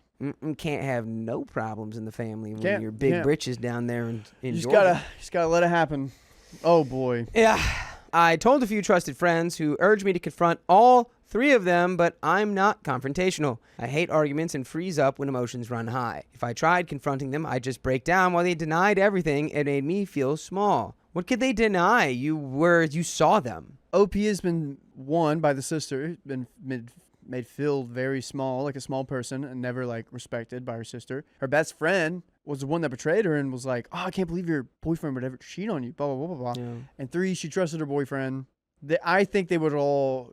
They know what kind of person she is, and they know how they can take advantage of her people pleasing self. So they would deny, be like, "You don't even know what you have. You have no proof. I don't know what you're talking about. That's crazy that I would ever do that." You'd be While like, the you sister probably would be were seeing things. The sister would be making faces like this. I would never do anything like that all the time. Blah, blah. Have you ever I don't tried know what you're this talking one? about. Blah. Exactly.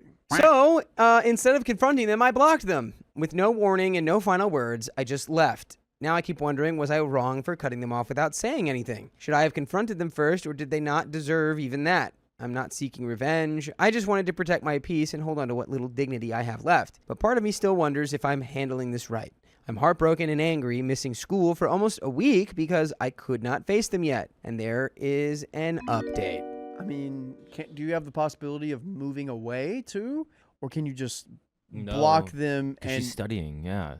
can you just block them and just not talk to your sister while you're at home? 'Cause you still have to see your sister. This is a very tough thing, OP. You I'm have to very have sorry. another threesome with another set of people. Find River's brother and also Oh, his best no. friend. But she doesn't want to do She that doesn't because wanna she do wants that. to wait. It's not about revenge. It's about principle. It's not about revenge. It's about finding No, Vinland this is a Saga. joke! It's about finding Vinland Saga. I'm joking.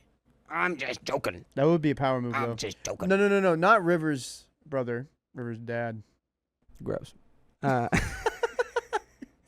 was that gross? Oh, man. I don't know, man. This story is... I don't know what to say about any of this other than just like... River's arch nemesis. It's really unfair that this is now somehow your burden to bear when it should just be like your family should be coming to Terms with this, yeah. your aid. And it's banishing your like- sister. Yeah, exactly. And it's just really unfortunate that it's not a thing. And And shaming her. that sucks. That big sucks. So like, Yeah, what does OP do? I don't know, man. Get out of there. If your life is gonna be like miserable in the Philippines, get out of the Philippines. Finish your schooling and get out of the Philippines. Yeah. I'll trade spots with you, OP. Really? You don't want to hang out with us anymore, Keelan? No, you guys can come visit me in the Philippines. He doesn't want to hang out with us anymore, Chad. And he'll take over the family business, and then we'll be rolling in it. Wait, you have family business in the Philippines? Yeah, I got some farms and stuff. Oh, I And didn't land. know that. You never told me that. I Never was talking asked. about the story, but this is news to me. You have farms in the Philippines for family. Mhm. Okay. Hmm. All right, Farmville.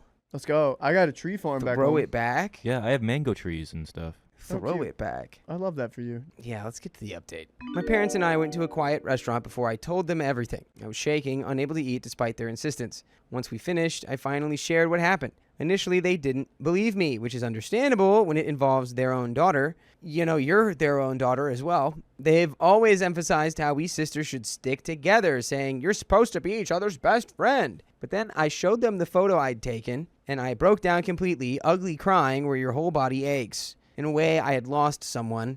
We went straight home afterward. So they just didn't acknowledge that? You just had a complete breakdown and they just like sat there in silence and did nothing? Your parents suck and I hate them. And you brought shame to the family. OP. Yeah, you know what? They should be ashamed. They should be ashamed that they're completely inept parents who can't emotionally be there for their daughter when she's just literally had like the worst thing that could ever happen to happen to her. So they suck. I don't have anything else to say. Yeah. Yikes.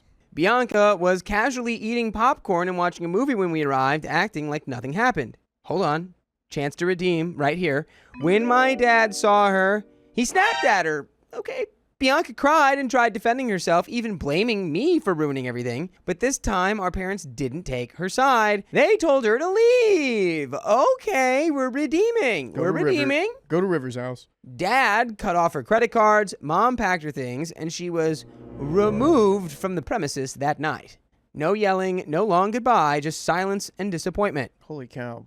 I know my parents are hurting. She is still their daughter, but they told me they had to draw the line and were proud of me for speaking up. They protected me when I felt so small, and I'm grateful. I take back everything I said earlier. I take it back. Yeah, they didn't. I was wrong. Handle that the right way.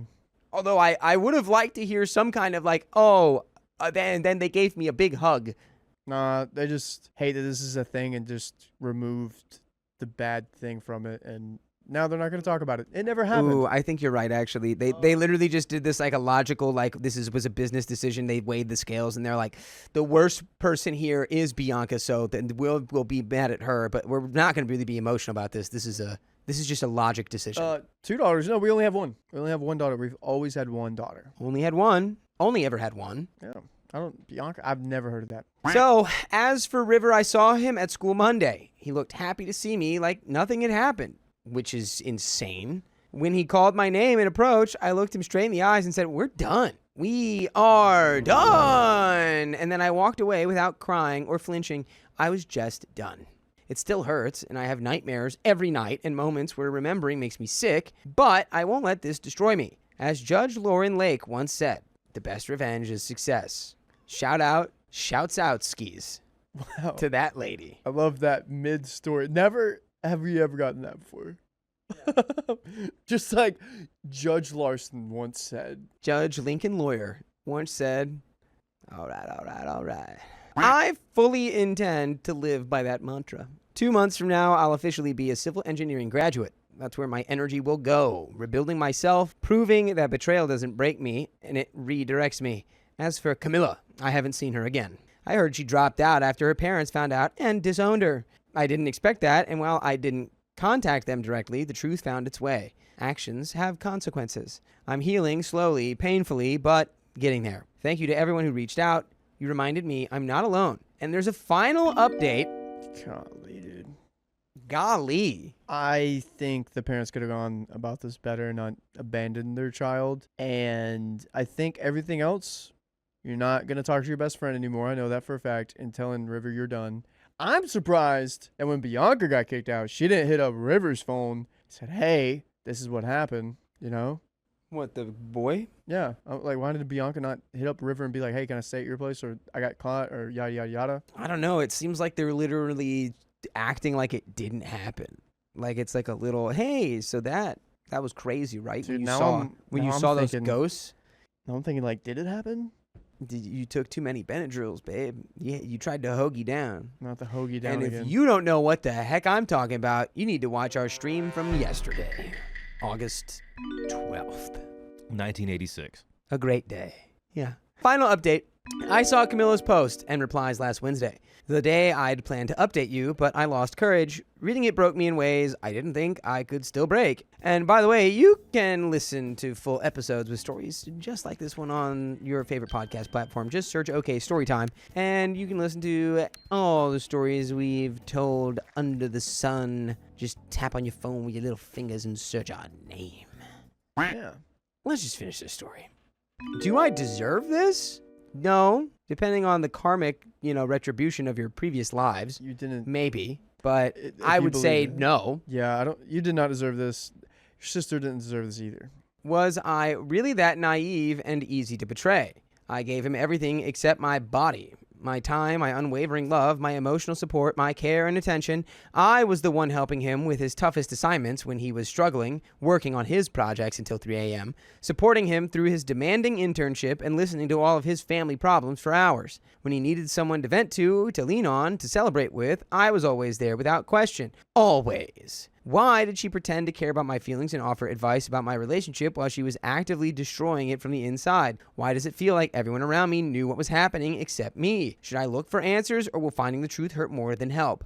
I don't know how to move on yet, but I'm trying. This isn't for pity, it's for me to breathe and release and remind myself I'm still here, even though I'm broken. To anyone going through something similar, you are not alone. Maybe someday we'll look back and be proud of the strength it took just to survive. For now, I'm taking it day by day. Please be kind. And that is the end of that story. I think to find closure is the main goal. So if you need to find more evidence, not more evidence, but more information and figure out what happened to achieve closure, that's what you have to do. But I think the biggest thing is to just close that chapter in your life and to move on. However you do that is what you got to do, girl. New life. Yeah, you're so close. New life. You literally said it yourself. You're so close to being a civil engineer.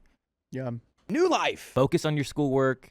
Now you have less distractions. Focus on yourself. Focus on a support group that's good for you, your friends, your family, and get out of there. Go to somewhere new. Start new. And Start a new world. I agree. Get out. I can't believe that's the end of that story. Can you see there's an update? I will check. I found it. No. Yeah. You found it? I You found found the Bianca's sister's post? Okay. The title is literally, "Am I the a-hole for sleeping with my best friend's boyfriend and joining a threesome with him and her sister?" Like, Yeah, stupid. Of course you are. I don't think we need to read that. Yes, dum-dum. Oh, that's not her sister. That's the friend. That's the friend. It's not the sister's post. It's the friend's post. Yeah, we don't need to read that. Of course you're the a-hole for that, stupid. It just doesn't make sense because, again, I feel like, OP deleted. This post deleted. I don't know, That just sounds man. like rage bait to me. Who knows, dude? It's certainly like Okay, so I'm reading it. Yeah, karma, Ming Ming, rage bait, karma farming. Yeah, they were Hey. doing this little thing. I guess River was cheating for 6 months. okay, yeah. Yeah, it's just they suck, he sucks, move on. Nah, I'm reading That was this. funny. I'm reading this. This is such rage bait. It's like I thought you were being like, "No, I'm going to read it." no. I'm reading The it. snippets that I was reading, it is like it's typed out like Yeah, it's I so bet you rage it's baity. going to be like, "Yeah, it's like I didn't really want to, but it's like then like I don't know, he looked at me, he said I was cute, and I was like, I mean, I have to sleep with you now." The title alone, guys. The title alone is just like, am I the a-hole for doing that to my best friend? Yeah, the answer is yes. Literally, the first sentence is throwaway account because, yeah, things got messy and apparently people are posting private drama here now. Yeah, people are posting private drama on the internet, doofus. I'll do a poll, but I really... People want So to I hear found the friend's post, but it's so but rage it's just baity. rage bait. It's just rage bait. The title of it, Riley, is It's Am the I the... friend? It's Okay, the friend. What's the rage bait about? It's Just be literally like- like, am I the a-hole for sleeping with my best friend's boyfriend and joining a threesome with him and her sister? Yes. What You do they are. say? Do you guys really want to read it? Yes. I don't think I will put it in the story, but I'm just Why gonna. not? It's not relevant. What do you mean it's not relevant? She's just being like, "Yeah, I slept with this guy," and okay, whatever. Everyone wants to hear it. Okay. Go ahead and read it. Okay. Well, I'm gonna just go ahead and have you guys read it. Who wants to read it? No, you don't want to read it? Want me to read? I'm looking away from the camera. That's why. No, put it on the chat one so you look at the camera. All right, ladies and gentlemen, let me. Wait, this is on Sharp. Oh, wait.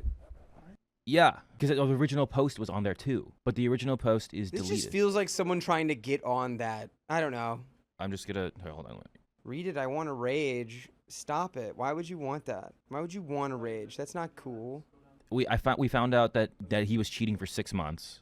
I think this is fake. Yeah, this is fake. I never meant to hurt anyone. I just followed my heart. Yeah. River and I were happy. He chose me, not her. He was even planning to break No. things up with her and be with me instead. I washed my I was hands. loyal. I just in my own way. So Reddit, am I the a-hole? Yeah, no. This is. It's got 0 upvotes. So yeah, I was her best friend. Yeah, I slept with her boyfriend. Yeah, I joined a threesome with him and her sister. But am I the a-hole? It's like, come on, guys. Yeah, you are. But It's we're not gonna just raise our blood pressure for absolutely no reason. Yeah, it's fake because 1, that's not kind of the character that OP described her friend having, and 2, there's 0 upvotes, and 3, no one really commented on this. This isn't real, and it's from deleted. They're deleted from both OP and the friend. Yeah. Yeah. Someone did say, yeah, of the chance.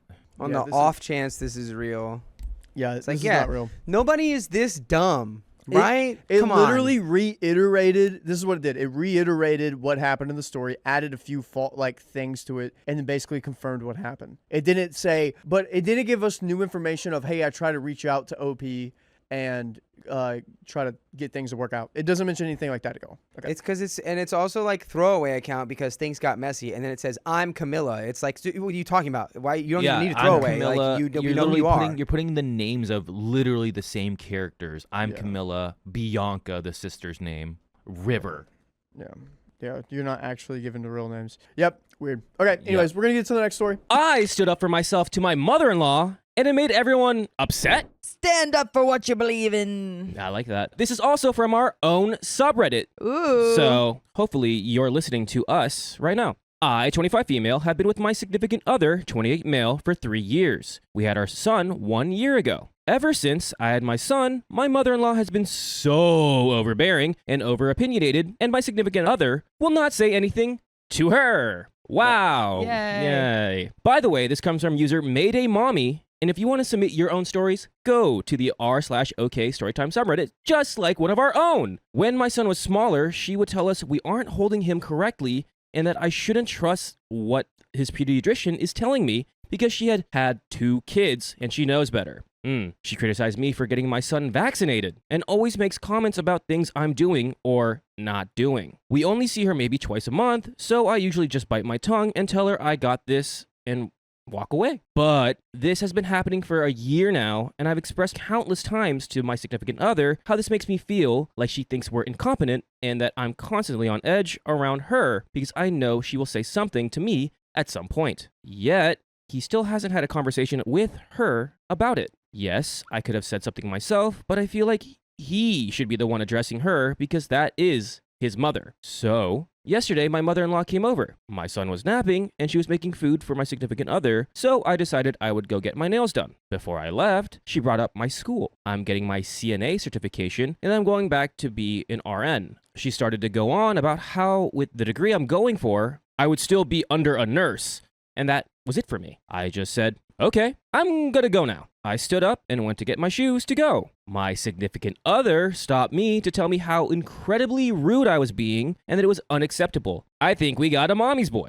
I think it's very possible. Yeah. I told him I was tired of her criticizing me and that I can't take it anymore, so I'm leaving the situation. He wouldn't stop telling me how I was wrong. This is where I went wrong, I think. I went back inside and asked her if I was being rude when I decided to leave. She said no, but she could tell that I was upset with something she had said, and that I always do that to her, and that I need to learn to control myself, and something about that being how parents are. My jaw dropped. I told her that ever since I had my son, she's been overbearing and constantly criticizing me, and she lost it. Said I was being disrespectful, and she stormed out and left. This is what really hurt me. Instead of being by my side, significant other, and trying to step up to tell his mom that she has been this way and we just need to tell her to stop her opinions. My significant other screams at me about how he was going to handle it and that I made things so much worse. I've never seen him that way and it really broke me. I told him it hurt me that he could never stand up to her for us, and that he should never treat me that way no matter what. Eventually, he talked to his mom, and he explained to her that she's been crossing boundaries and being too much with her opinions. The fact that we had to get to this point for a significant other to actually be like, honey, you're in the wrong, and he's like, mom, you're in the wrong. Right. Wet noodle spine. I'm sorry. Yeah. There's a noodle spine here. I get it. It's your mom, Mhm. and mothers know best, but not in this. Yeah, come on. Yeah, but like it's like when you get to a certain age, though, you can start making some decisions for yourself and have different opinions from your mom. Yeah, no, I agree. And this is where OP was in the right, where, hey, you should have came in a long time ago to tell her to stop doing that. Yeah, exactly. She pulled the whole, well, if I'm too much, then I just won't be involved anymore. Ah, she's the victim now. Oh man. And that she's not coming to my son's birthday party on Saturday. Ah. This obviously upset us because she is a good grandma and my son deserves that in his life, but I do not deserve the disrespect as a parent. So, am I the a-hole for saying something? And we have a side note. I texted her a very lengthy apology later in the day saying I'm sorry for how things happened and stated the reasons why it boiled up to this and that we still really want her in our son's life, but she needs to respect us as parents. All right, Angie, Okay. where are we at? We're making some progress. Progress in the terms of like standing up to her. I don't know if we've made progress with her reaction yet. We'll probably find out. We do have an update, but Yeah. I mean, the cat's out of the bag now. Yeah. Everything's been thrown on the table. Yep. In the probably the worst way possible because everything escalated and blew up rather than having a civil conversation. Yeah. And I think that's what happens when this happened to OP and this happens all the time is people just like let the cup fill until it overflows and then it's just not it's an ugly mess. Exactly. Yeah. Now I want to see how the significant other plays in, their role. Yeah. Is he going to be, a good partner, a good son? Who is he going to take sides with? I don't know. Right. This was the appropriate thing to do. Yeah. Is text her and be like, hey. Yeah. It's good that something was said because it has needed to be said for a long time now. Oh, yes. Do we think, Angie, this is going to resonate well? Do you think mother-in-law is going to take this as like, oh, okay, let's patch this. Let's put a Yeah. Band-Aid over the boo-boo. Definitely gonna be okay. not. Definitely not. Well, let's find out. Let's find out. We have an update. A lot of you have very strong opinions about him, which I've definitely taken into consideration. I will not make excuses for anyone, but he obviously has been conditioned to this behavior his whole life. I don't plan to leave my significant other, but I would be lying if I said I hadn't considered it. Okay. I stand by my boundaries, and the last conversation I had confidently said that he stands by the same boundaries and really understands where the problem lies, finally. Okay. Now back to the update. After the initial blow up, my significant other did not have my back and was texting mother-in-law pictures of my son immediately after she left, just sweeping the situation under the rug and acting as if nothing happened. The worst thing to do. Great. This is so nice. He took a side and it was mama's side. Oh, but like Shocking. they're supposed to be partners in this co-parenting thing. Yeah, you saw everything while still not comforting me or helping me through the situation. We argued all night and multiple times over the next couple days and finally came to the conclusion that I didn't deserve any of that and that he was going to lay down boundaries with his mother and make sure she apologizes to me before I see her again. He is the bridge. So obviously mother-in-law shows up to my son's birthday party at our home after saying she wasn't going to because she wasn't getting her way. She walks in my kitchen and acts as if I'm not even there. I immediately get my significant other and tell him he needs to tell her to apologize to me if she plans to stay. The apology went like this. Are you ready, Angie? I'm so ready, Keon. So are you going to be OP and I'll be the mother? You'll be mother-in-law. Okay. You start off. Oh, yeah. Okay. My son wants me to apologize. I'll stop you right there. Do you want to apologize? What did I even say? Do you really feel like nothing you've said or done is wrong? Oh, I'm sorry for what I said. I'll take that for today, and we can all enjoy my son's birthday party in peace. But we need to have a conversation in a few days about boundaries. Come on, guys. That's not a conversation we need to have now. Maybe in a couple of years, no? We will have a conversation in a couple days about boundaries. Thank you. The party went fine, and she didn't really say or do anything. Thank goodness. Too many witnesses, I guess. Clearly, she has an issue with taking accountability and having healthy conversations. Maybe she should watch OK Storytime. Good advice for anyone. And it's trickled into my significant other's life. She tried to plan to come to our house to get my significant other to work on her car a couple days later, And I kind of blew up because they had planned to do this while I was going to be at my class that day. She's avoiding you. Clearly. Meaning she would be watching my son while he worked on her car. Normally, that would have been okay, but I will not let them keep sweeping things under the rug and act like she can come around and do whatever she pleases. Yeah, guess what? That's your boundary. Yeah. Not your significant other's boundary. Yeah. They don't care about your boundaries right now. Until clear boundaries are set and she can give us some respect, I am not okay with her being around me or my son. We argued a bit and finally came to an agreement that before she is allowed to come around our home or my son again, we will be sitting her down and laying out clear boundaries, and my significant other is going to tell her that she cannot treat me the way she has. I feel like it's like the boy who cried wolf kind of thing. You've told him so many times and Yeah. he's still doing a half-assed job of it. Yeah, I'm kind of scared that like even if OP sits the mother-in-law and her husband down like at the same time, like it's not just gonna be her talking to the mother-in-law and setting boundaries. She's gonna have to be like, right, And husband. he's gonna be like, Yeah, Mom, you want pictures of the sun? right.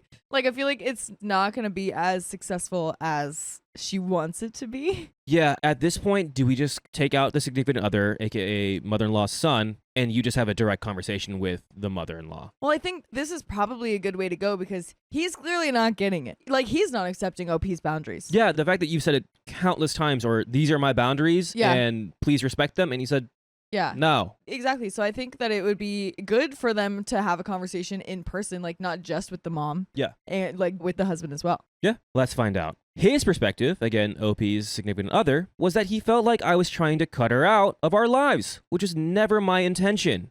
I just don't want to constantly be on edge and have someone micromanaging my parenting. Again, he's not understanding you. He's not listening. Exactly. She just needs to be a grandma, not a third parent. And if she has an issue with it, my son and I will not come around, and she won't be allowed at our home. But you are allowed to listen to full episodes with stories just like this one.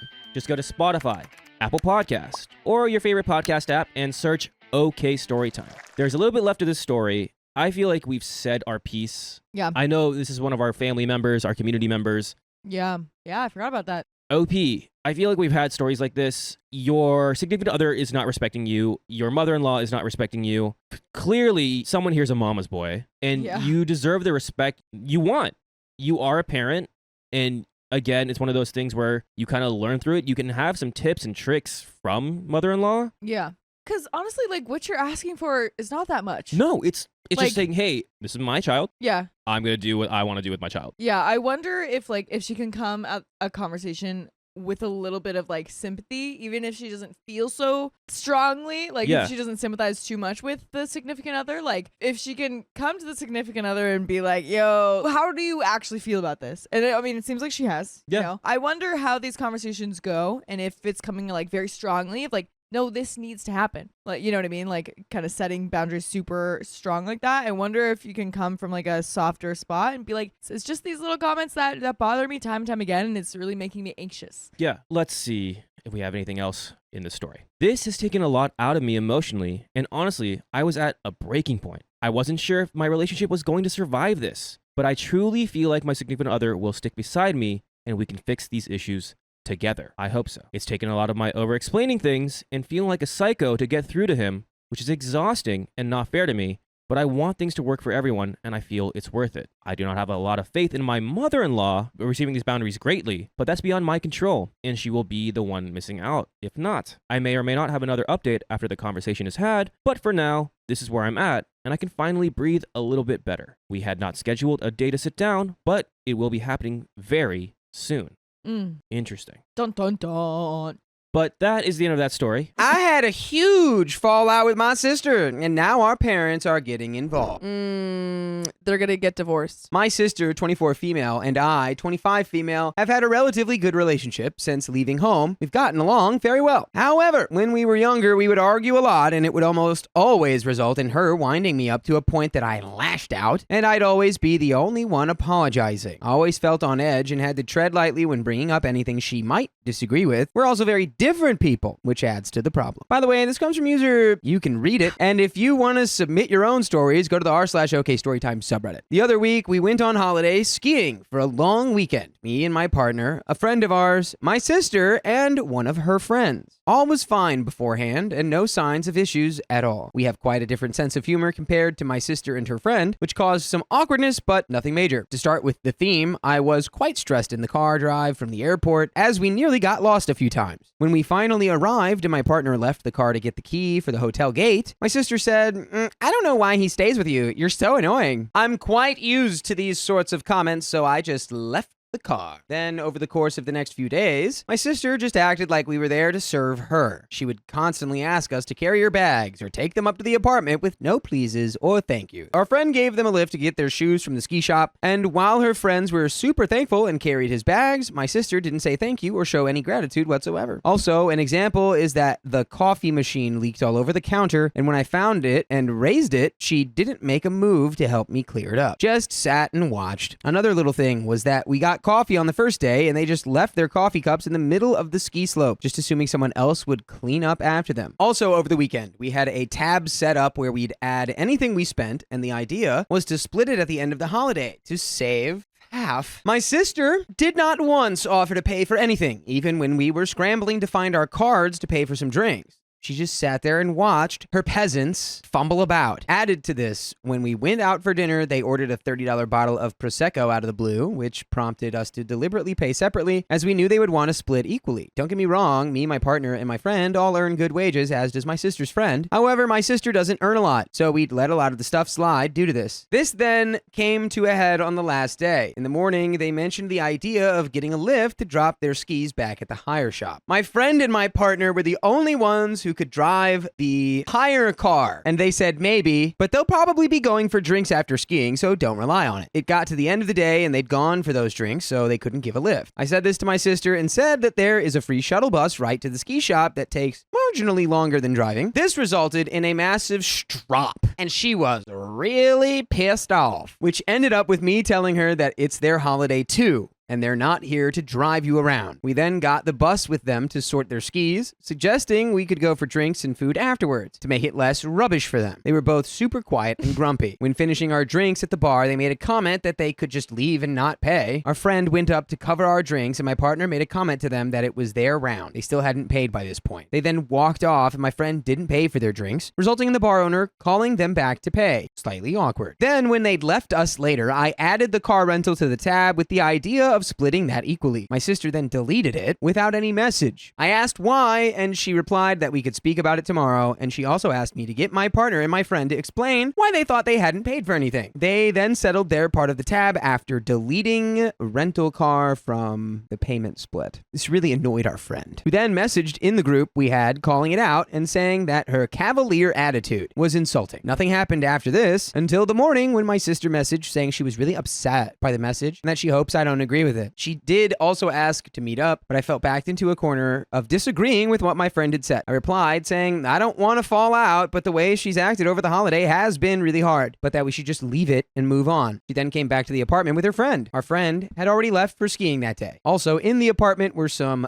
builders fixing some stuff. When I walked out of our room, she came storming out, clearly furious, just repeating, "What haven't we paid for? What haven't we paid for?" and completely shutting me down and bullying me to try and get me to apologize for what our friend had said. How can you let him say that? It was really astonishing how dominant and aggressive she was, particularly in front of complete strangers walking in and out. I tried multiple times to diffuse the situation, saying we should just talk about it, and it's just how we felt. I then go back to our room with my partner waiting there. She then follows minutes later and forces herself into our room. When my partner then tries to defend me, she says, "Don't speak," which completely set him off. It's worth noting he was hungover and still in bed. She'd started crying by this point and was shaking in anger. I again tried to hug it out to neutralize it all, but she just did nothing and they left. I like to again imagine that as you hugged her and then her arms just went out and she wouldn't hug you all the way. I cannot do it by myself.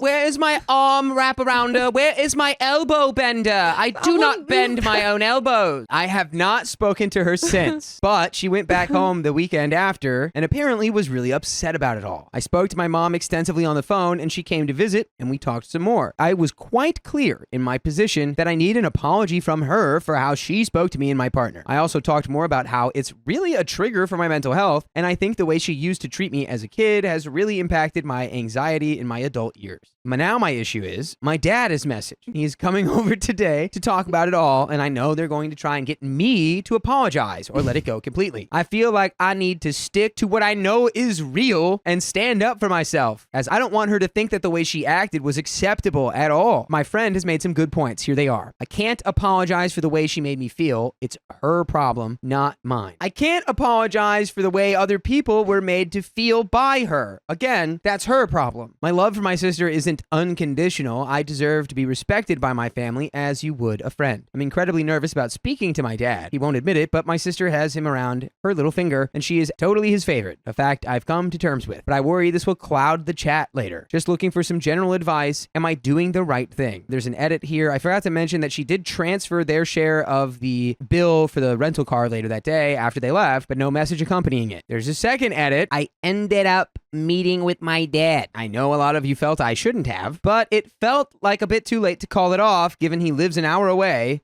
and I feel like it would have made everything a lot worse. I had in my head that I would go off what all of you and my friend had said and stick to my stick. I'm really happy that I did stick to the plan. The main bit that stings is that my parents see the fact that I agreed with my friend's messages as almost on par with the way that my sister behaved, both before and after. He said that if a friend on a family holiday had said something like that in a group chat, they'd all rally around the family member no matter what. I fundamentally disagree with this. And as someone who isn't good at standing up for themselves, it was really difficult to get that across. I've read the message back, and it's 3 sentences saying that her cavalier attitude is insulting, and that he doesn't expect someone to get angry because he's enjoying his holiday. I still don't understand that word, Right. Papa. This is still just mad. You know your sister's vocabulary is very weak. While accepting that I wasn't going to apologize for anything, he also felt it was unfair to ask my sister to do the same. I do think I could have replied to my sister that morning in maybe a better way, but they said they thought I should have just left it and said that my friend's message was out of order. So basically lie to keep the peace. That message wasn't out of order at all. It was in order. He was so in order, the elevator's going up and down. Next steps now are that my dad is going to talk to my sister, eye roll, and explain everything I've said. He then wants us all to meet up again and go out for dinner, but that requires traveling and also deciding where I want to take this next. I think I'm going to try and get a counseling session in before thinking about it, to be honest. I'm feeling pretty sore about it all and really appreciate all the advice here. I've got a lot to think about. I mostly want this part done and dusted so I can start building the relationship back on my own terms. And there's a third edit here. My dad eventually messaged me asking if I had thought about going to see my sister this week with him and suggested another weekend in a few weeks too. I said no to anything this week and that it's my partner's birthday the other weekend. Full message. It's quite a pity we can't sort something out. In which case, would you be able to text your sister and let her know when you're in town next? Perhaps suggest that you meet up. It would also be lovely if you could suggest that you will buy her a drink or something. I know that you have always been generous with her in this way in the past, but there is a risk of money issues now being a problem between you. An offer like this from you would probably put an end to this entirely. I know I'm asking a lot by suggesting that you get in touch with your sister in this way, but I feel that we have made so much progress in the last few days, and this seems like a relatively easy way to break the ice and draw a line under this episode. Would you do that for me? After all your replies on my last post, I'm realizing how biased and one-sided all of this is. I'm not sure why I'm the one who A, has to get in touch, and B, pay for the drinks, given it's my sister who caused these issues in the first place. I feel like I'm being guilted into sorting this out, and I'm very nearly at a point of falling out with my dad. This has really pissed me off. And now we have an update. I did reply to my dad's message above in a super firm and decisive way, especially for me, that I need an apology, but that it's not worth the stress to cling on to the argument so much. So I asked him to leave it be. He then proceeded to send a really long email, which, for the the most part, it was fairly reasonable, and I understand a lot of the comments on here about how my dad shouldn't be involved at all, which I agree with. But at this point, it's futile. I replied to this saying basically the same thing, that I really need an apology, but would be okay moving on from this and would be open to talking to her depending on the circumstances. And by the way, I always know a circumstance, and it's that there are full episodes with stories just like this that you can listen to. And folks, those circumstances aren't going to change. Never. They're not going to change on Spotify or iHeartRadio or Apple Podcasts or wherever you listen to podcasts. Just search OK Storytime. My parents went to visit my sister this weekend, and I've just heard back that she should be getting in touch soon. However, apparently she also feels like she needs an apology. For what? I'm not sure. My dad keeps referencing mistakes being made on both sides. Those bad people on both sides. Classic tiki torch, both sides are bad argument. I'm not really struggling to argue this, as I didn't even say anything horrible, just that I agreed with what my friend had said, explained she'd been a pain, but that it wasn't a big deal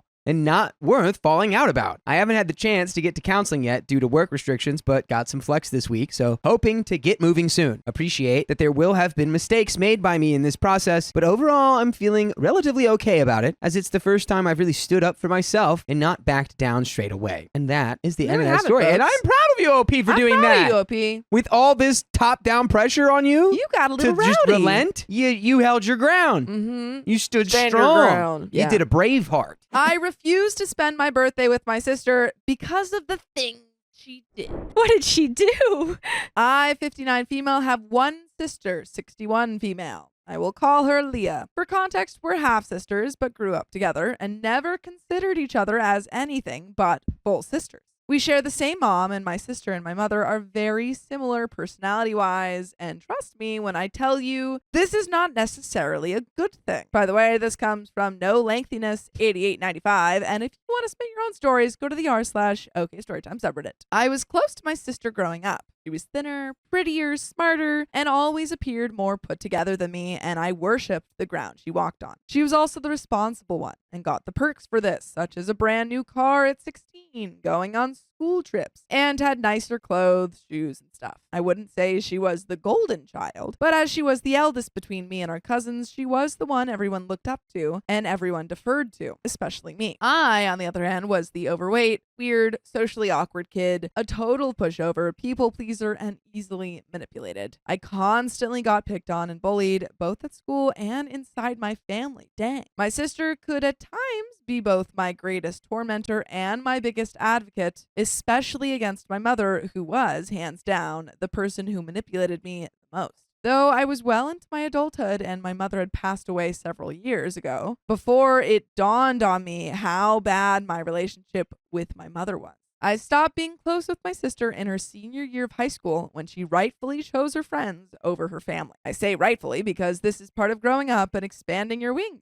The thing was, I felt abandoned by her. As the years passed, her priorities changed, and I adjusted. It hurt too much to be ignored and overlooked by her, so I put her out of my heart. She, though, never let me go, and for a long time, we never discussed my changing feelings for her. She always assumed everything was normal, when it hadn't been that way for me. Leah started dating her husband, Pete, 61 male, since high school. He was part of the reason she moved away from me emotionally. I became close to his family, and they included me in their lives as one of their own. But I was never that close to Pete. He thought I was kind of a loser, and he often insulted and berated me while they dated. When she sat me down and told me they were getting married, I told her that I was happy for her, but I did not like Pete, and I likely would not have a close relationship with him. This did not make her happy, but all she could do was try to mend our connection as best as she could. They had a small wedding, and I was her only maid of honor. Fast forward several years, I started getting my act together. I had a decent job. I had a solid group of friends. I thought my familial relationships were on the right track. And though I was single, I was ready to have a child. I considered artificial insemination for this. I was not quite ready for motherhood, but getting closer, and I was pushing 40, so my biological clock was almost at a standstill.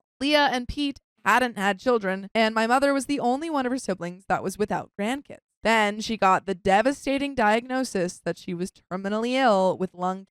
I pushed up having a child because of her diagnosis. I went through the process without telling anyone what I was doing. I even dealt with a miscarriage on my own. I finally got word that I was pregnant. I took my mother and sister out for my mother's birthday and told them, and they were shocked and ultimately not happy about it.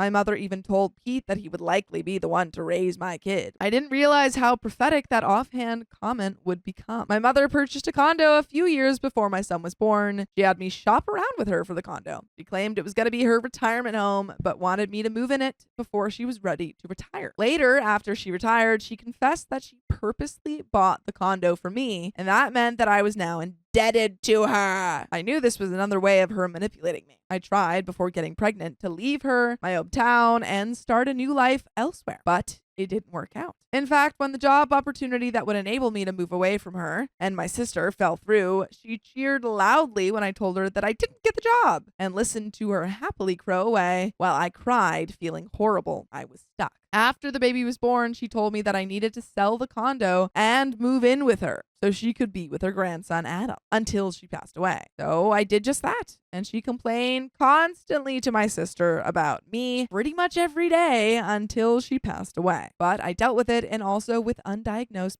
PD. She lived long enough to see my son take his first steps.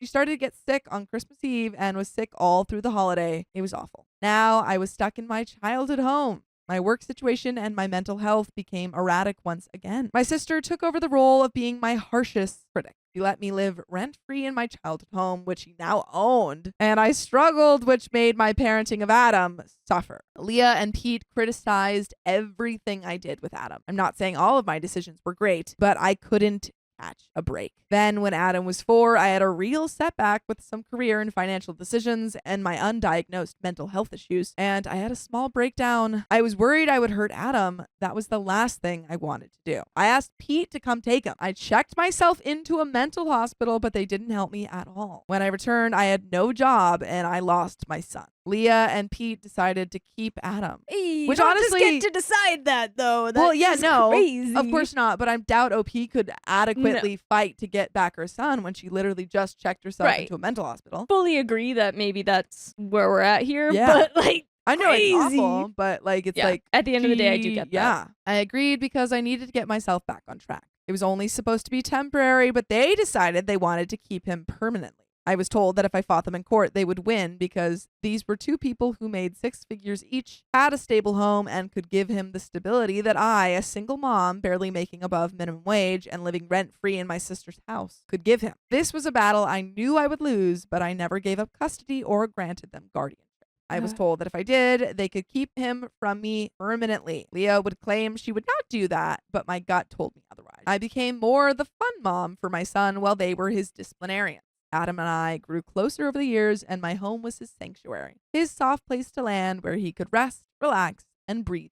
Things never got easier with me and my sister. I lived in a state of resentment, and she passed off her role as the giving and supportive sister. She was always involved too much in my life, using Adam as her excuse. I never stopped wanting to get away from her, but I wasn't going anywhere until Adam was out of school. He was my top priority. During the vid, tension started to worsen between her and me. We battled constantly, and her passive-aggressive insults cut deep. Over the years, she often brought me to tears, and she ramped this up in 2020, and I hated being around her. The final straw came on Adam's 17th birthday, which was also Inauguration Day. I went to her house to celebrate. She made me feel unwelcome and uncomfortable the moment I stepped inside her home. We had a big blowout over one of my birthday gifts that I gave Adam, the results of a DNA test, and I left. Oh, And stopped talking. oh. We had a big blowout over one of my birthday gifts that I gave Adam, the results of a DNA test, and I left and stopped talking to her. That was the last time I stepped inside her home. We remained distant, only getting together for Adam's high school graduation. A year after Adam started college, I finally moved out of state and away from her. Since my move, my life has improved greatly. Leah and Pete never completely lost touch with me. They came to visit me during the holidays several months after I moved, and then again when I moved to another apartment in my new city. Both times they came with Adam. A few months ago, Leah and I had a long conversation over the phone where we hashed over our differences and where I finally admitted to her that I left the state to get away from her. This hit her hard, but I was sympathetic to her pain.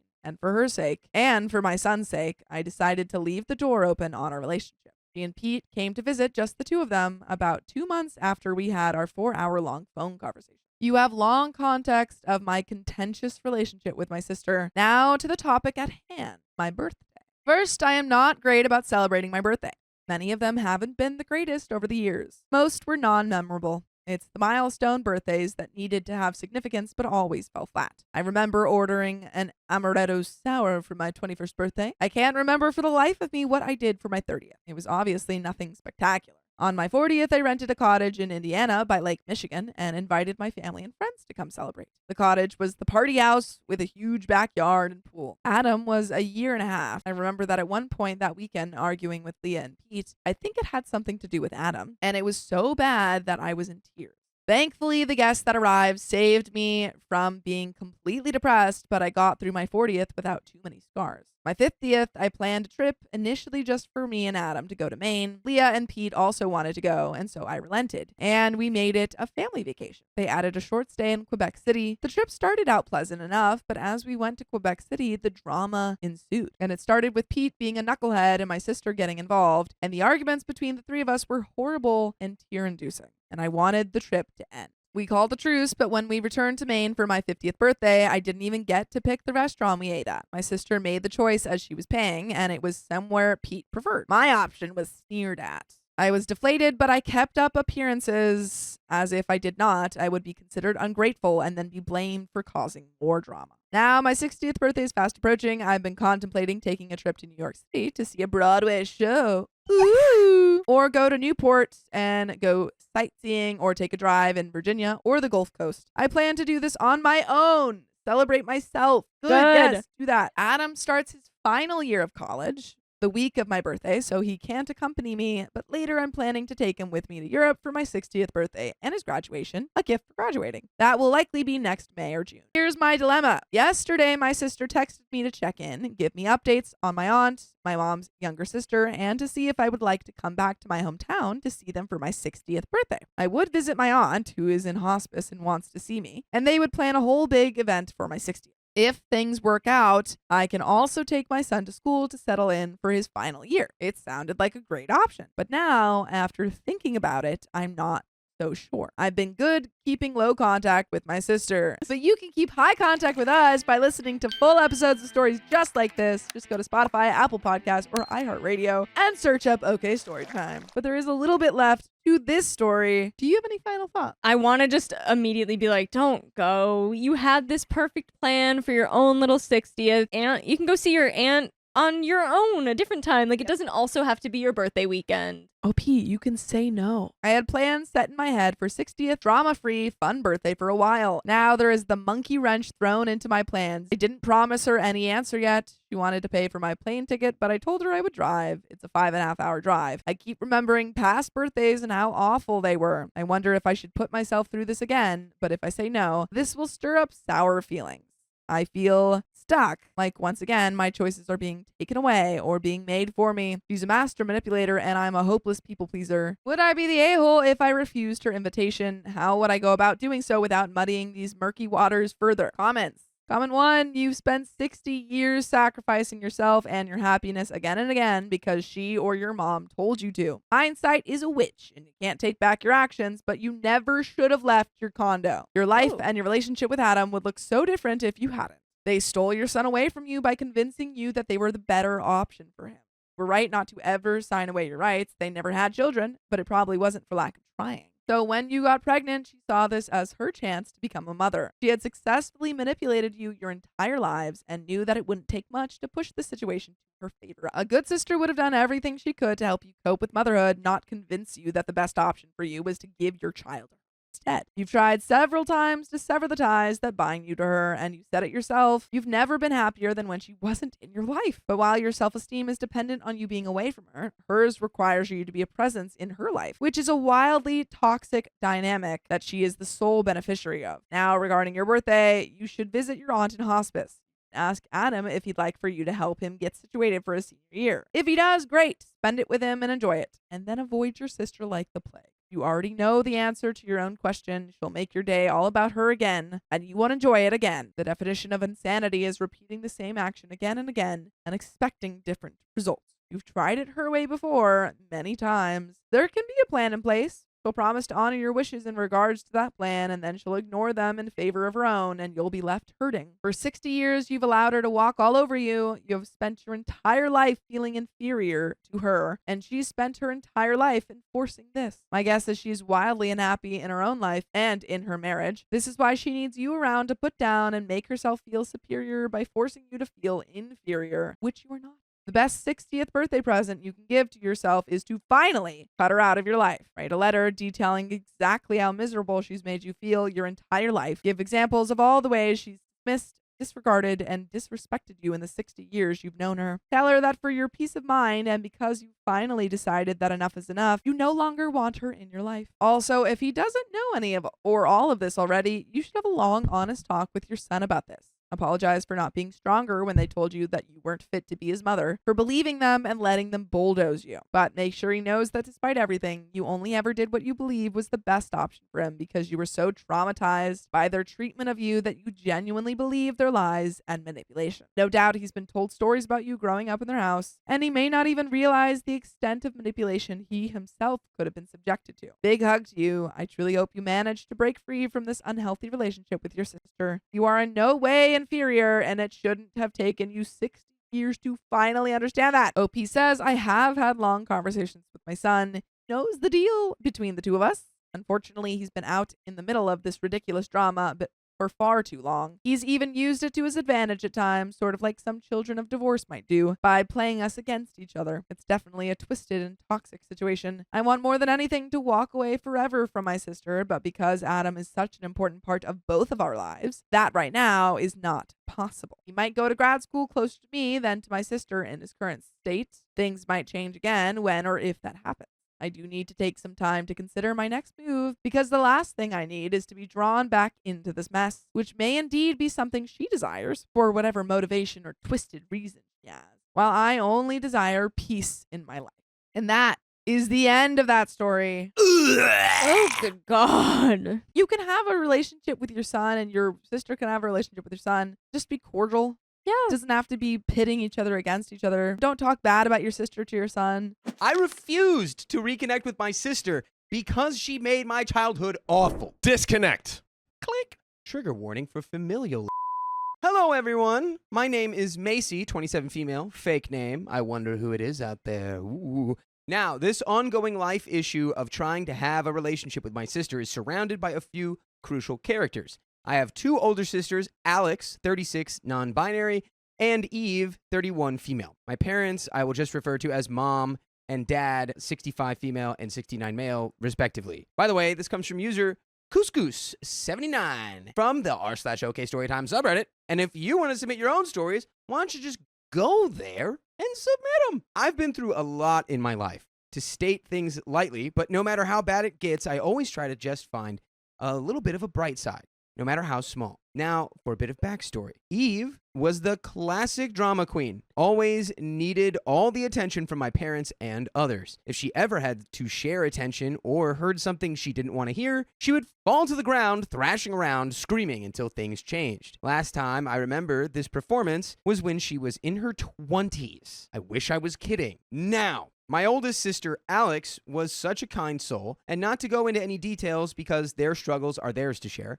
they went through far too many struggles and tragedy that anyone should have to deal with. When they were a teenager, something very bad happened to them. I was 8 at the time, and I saw that my parents needed to be there for them because they needed a lot of help. Trust me, it was bad. I took a step back. I stopped asking for a sliver of attention because Alex needed it, and I loved them deeply. Eve, however, needed more attention. She would throw fits and stomp around constantly. She had no empathy or consideration for Alex and the situation she was in. My parents were exhausted trying to keep both kids happy. My mom used to call me her smiling little girl that she didn't have to worry about. That was a heavy burden to carry. I remember so many nights at the dinner table just wishing I could tell my parents I aced a spelling test or made a new friend, but I never got the time. Eve had to talk the whole time, every time. It's wild that this is just classic, like, sibling dynamics being displayed right here. There's 3 siblings, right? OP There's is the Eve, youngest.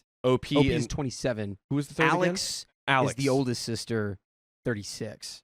Who was going through a lot at the time. So OP Right. was like, Alex, deserves some attention, but Eve's over here just gobbling all of it up. Eve's like 12 at the time. If OP was 8, because they're 3 or 4 years apart, whatever. So she's 11, 12. But it's like the middle child is like, I always want more attention. Oldest child is always disregarded. Right. And the youngest child is usually the golden child, but I feel like that's where we're getting the... I think we swapped the middle and the youngest. Yeah. That's what I feel like has happened here. And, yes, Alex is non-binary, but Indeed. OP has referred to Alex multiple times as her sister, so I referred to Alex as OP's sister. So I wanted to tell my parents that I aced a spelling test, or I've done something good, but I never got the time. Eve had to talk the whole time, every time. Eve would babysit me when my parents went out. My parents have about 1 million friends, so this happened weekly. I would cook dinner, usually just mac and cheese, but give a girl some credit. I was as young as 6 when this started. Eve would duct tape my arms together and throw me in her closet. She would throw high heels at me. Eve would tell me our parents had passed away and were going to the orphanage the next morning. Yikes. She would lie about the garage door being broken, so I would have to walk 3 miles home from school because she couldn't pick me up. The garage door was never broken. Eve would say I never knew our pappy, our grandpa, that had just passed away. She would lock me out of the house in all kinds of weather. I remember she once chased me around the house with a sharp, pointy object when I was 3, and it even terrified my mom. Yeah, that's pretty bad. Where are the parents? I'm sorry, but you can see this Yeah. at a point. You can get away with one time, but like... Parents should have gotten really, really ahead of this when the 6-year-old or 7-year-old was chasing the toddler around with a sharp object. Yep. Should have gotten way ahead of this. I'm going to go ahead and say immediately, you can cut this person off the rest of your life. It doesn't matter. This is, you were traumatized by your sister, so you don't need to have her in your life. Eve would try to break down my door. I would run and hide with my back against the door, no lock, and try to call my parents on my fuzzy frog landline. When I was 16, I had a huge blow-up fight with my parents over religion that led me to moving out for over a year. I hopped around from friend's house to friend's house.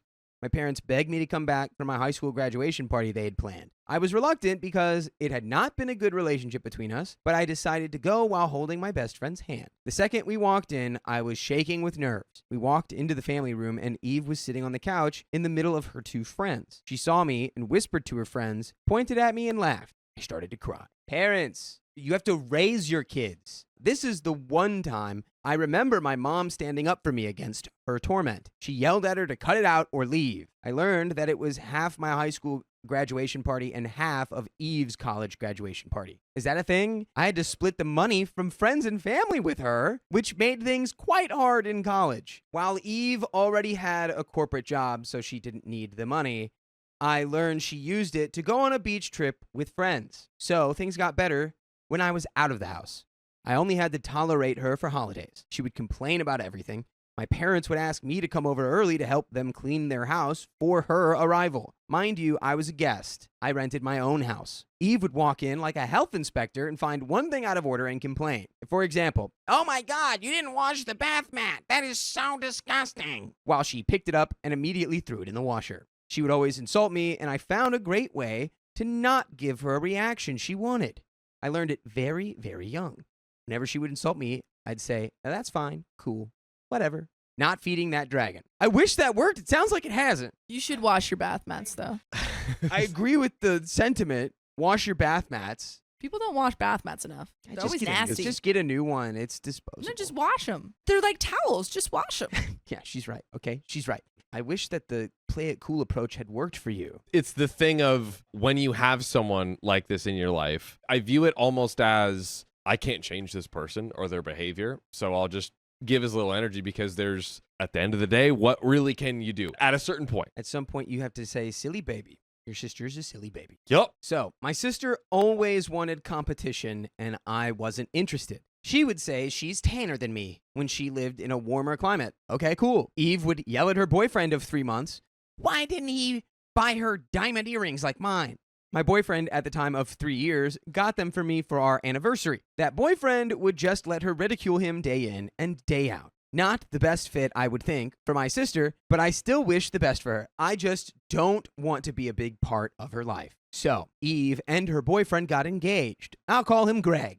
32? He's close in age, but I don't know exactly. but I was happy for her. Now, here's where I might have messed up. My mom asked me if I was excited about the wedding, and I responded in confidence, honestly. I stated that I was happy for her, but I didn't want to go. I would go to support my sister, but I didn't have the desire to race there. I'm assuming my mom told Eve this. Yeah, Here we go. perfect sense, because your mom has no idea what she's doing.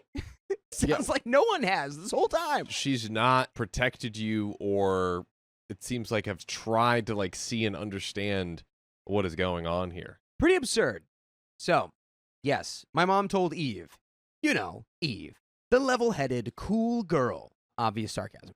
Well, wedding invitations went out, and guess who didn't get one? Me! Now, I think the most insulting thing to Eve is I didn't even notice for several months that I wasn't invited. I wasn't exactly keeping tabs on every exact detail. We weren't close. My first thought when I realized was actually, this is amazing! I mean, she was a bridezilla before even being a bride, so that wedding would be something else. Plus, this gives me the best excuse for not inviting her to my future wedding if that happens. Hee hee. What shocked me is my mom blew up at me for not being invited. Never told me details why. She just said that it was all my fault that I wasn't invited. I asked her, what did I ever do to Eve to deserve this? And she never responded, but would relentlessly tear me down and blame me. I think she told Eve and was trying to place blame on me because she realized her mistake in telling. Doesn't excuse her towards me though. No, it does not. I didn't speak to my parents for months. I had to place strict boundaries that I didn't do anything to deserve Eve's lack of an invitation or their accusations. Yes. Yes. Good, good, good. Has Eve, reprogrammed your parents? I just wonder how annoying she is when she gets upset if your parents are like, I can't even be mad at her because it would be so much to deal with, so I have to be mad at you for not being invited to your sister's wedding. Could be that. It could be that both Eve is terrible and the parents are, golden childing and doing all of the other terrible parenting activities combined. There's a perfect parenting storm. A storm of terror. Starring George Clooney and Mark Wahlberg. Oh, God. My dad reached out after a few months and asked if I would show up to my mom's birthday dinner. It would just be me, Alex, and my parents. Eve lived out of town. I agreed, as long as no one brought up the wedding or tried blaming me one more time for not being invited. My dad promised they wouldn't. I brought my new boyfriend at the time with me. Poor guy for what he had to deal with that night. After dinner, everything was going well, and then my mom brought it up. I started scooting back in my chair and crying because I was just done with all of this. I was done defending myself. And then like an angel, Alex, my older sister, stood up and started screaming at our mom. I won't say everything they said, but she got the point across. Our parents were being horrible to me, and I didn't deserve it. My mom ran out of the room crying, and my boyfriend took my hand and walked me out of the house. I think this was a wake-up call for my parents. My dad called the next day and said he talked to Eve, and I could come if I apologized. Now, I have no idea what I would apologize for. I never reached out to her about being disinvited. I never spoke ill of her or said anything untoward. I was confused. This is why I think my mom blabbed, because that's all I can think of. But I don't believe I should apologize for being honest in confidence. Eve couldn't expect me to be thrilled to go to her wedding when she's only been horrible to me. My mom pushed me to apologize, and I sat her down. Me. Here's the conversation. Me. Mom, can you think of one nice thing Eve has ever done for me? Mom, I remember when she played the violin and she was awful, but you would pull in a stool and listen and clap while she practiced. Me. Okay, that is something nice I did for her. Can you name one nice thing she has done for me? Silence. So I was racked about what to do. So I called my boyfriend. I had everyone telling me to apologize and beg to be invited to a wedding I definitely didn't want to go to, but I didn't want to rock the boat. My boyfriend told me, quote, so what's really changed? You weren't wanted before and you are still not wanted. I realized then that my parents trying to mend fences was too late of an action and still not adequate knowing the conditions. I didn't go to the wedding. A line was drawn in the family and I was left to spend the next 2 Christmases alone because Eve was in town. And by the way, know who else is in town? Who's that? Full episodes with stories just like this. The whole gang's And here. they're in town on Spotify and iHeartRadio and Apple Podcasts and wherever you listen to podcasts. Just search OK Storytime and you can listen until your ears fall off, which no one's have so far. So far, We have a 100% ear staying on the head rate for our Reddit stories. it's a good record. So we have a little bit of story left, but before we crack into it, like, what is the response to a dynamic like this? There is some good news here, Dakota. The good news is when you live authentically and you say, you know what? I don't rock with Eve because Eve do not rock with me. Then the family is naturally separating themselves. Over here, we have people who are supporting Eve. We don't want to be with those people. Goodbye.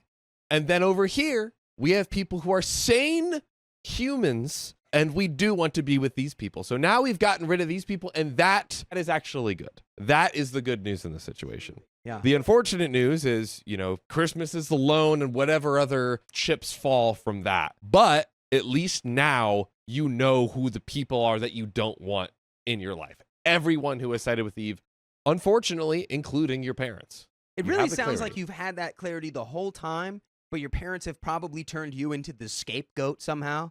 And it's hard to Because see. How are you Yeah. rocking the boat? How's OP rocking the boat by not going to a wedding they're not invited to? That's insane. Eve is rocking the boat. She is the captain of this ship of misery. Yes. Let's finish this story. Let's do it. Present day, 2 years later. My mom has tried giving me Eve's old clothes she sent over. I refused, saying I don't want anything from her. My mom told me that she is a nice person. I walked out and snapped. I am done being painted as the bad guy. Eve bullied me my whole childhood and adulthood. I've just taken it and smiled. She's gotten all the attention, and I grew up knowing who I didn't want to be like. I believe that you can't be a genuine, kind person if there's at least one person in your life that you always mistreat. Am I the a-hole for not forgiving my sister or letting her back into my life? Absolutely not. Am I the a-hole for wanting to have a stern and open talk with my parents about this and tell them to never push me on this subject again? Absolutely not. I don't even think they deserve a conversation from you. If they haven't seen it in almost, 30 years, 27 years, if they have not addressed it, I don't think they're going to do it now. I asked my sister to leave despite knowing she needs somewhere to stay. Can't stay here, sis. So, I, 33 male, have been married to my wife, 26 female, Maya, fake name, for 2 years, together for 5. My wife and I met when I was doing a semester in France. Cute. I was studying to become a lawyer, but I wasn't happy in my home country, South Korea, and decided to try a semester in Europe, and I chose France. I loved it, but what truly made me want to stay is my now wife, Maya. I was 27 back then, and she was 21. I met Maya at a cafe while she was working. She was working part-time to fund her education, and once I landed my eyes on her, I couldn't stop thinking about her. Aww. That's so sweet. That's so cute. By the way, this comes from Senior Good 960. And if you want to submit your own stories to the r/OK Storytime Reddit, go ahead and do so. So, Maya and I are very different. I come from a well-off family while hers is working class. I'm mentioning it because it's relevant to the story. My mom is a doctor and my dad a lawyer, so we never had financial problems growing up. Me and my sister, 35 female, Cindy, fake name as well, have always been taught by our parents to prioritize our education before anything else. Same. My sister Cindy, however, wasn't the type to listen. After pursuing my wife for months, she agreed to go on a date with me. It was hard to keep her attention as she wasn't interested in dating and was pursued by other guys as well. Eventually, she fell in love with me, and we have been committed to each other ever since. I completed my education and unfortunately went back to Korea at my parents' request. Maya and I were in a long-distance relationship for a short period until I couldn't take it anymore. I asked her to come to Korea to meet my parents. That's how serious I was about her. She freaked out and outright refused. She was scared my parents wouldn't like her, and we had a huge fight. She's the anxious type and overthinks a lot. After 2 days and long conversations, she agreed to come to Korea to meet my parents. Dude, this is the plot of Crazy Rich Asians right here. Yeah, Great movie. Yeah.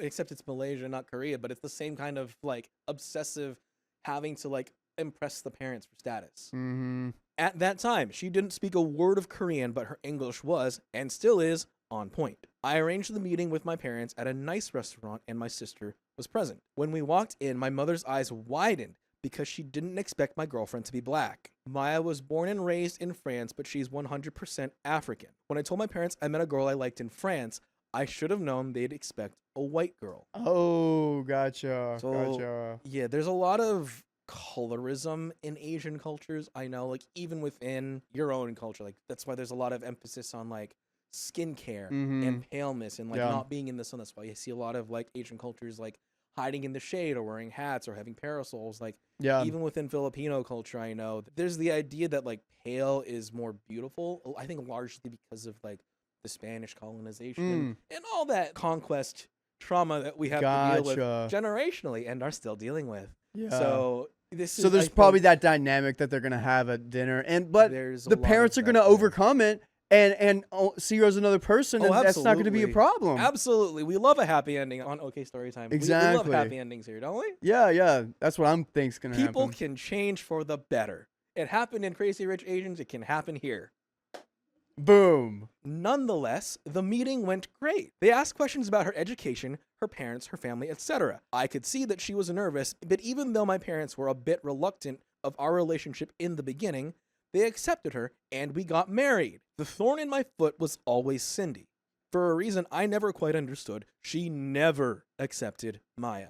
Maya tried to be friendly in the hopes they'd be more amicable, but with no success, so she gave up and told me it's not my problem. She can simply stay away from me and I'll be fine with that, which I agreed to with a laugh. Cindy isn't easy to get along with, and I say that as her brother. When we got married in France, Cindy found a way to criticize everything. The food from my wife's country, the traditional attire she wanted to wear, but the real puncher was the duration of the ceremony. African and Korean weddings are very different on that point. Our weddings are relatively short, whereas theirs can last up to 8 hours. Cindy complained and said that none of our relatives would ever stay that long. And if Maya's family were jobless people who only wanted to party, they were going to be by themselves. Oh boy. There's a lot to Yeah. unpack there. Maya didn't like that, and they got into a screaming match.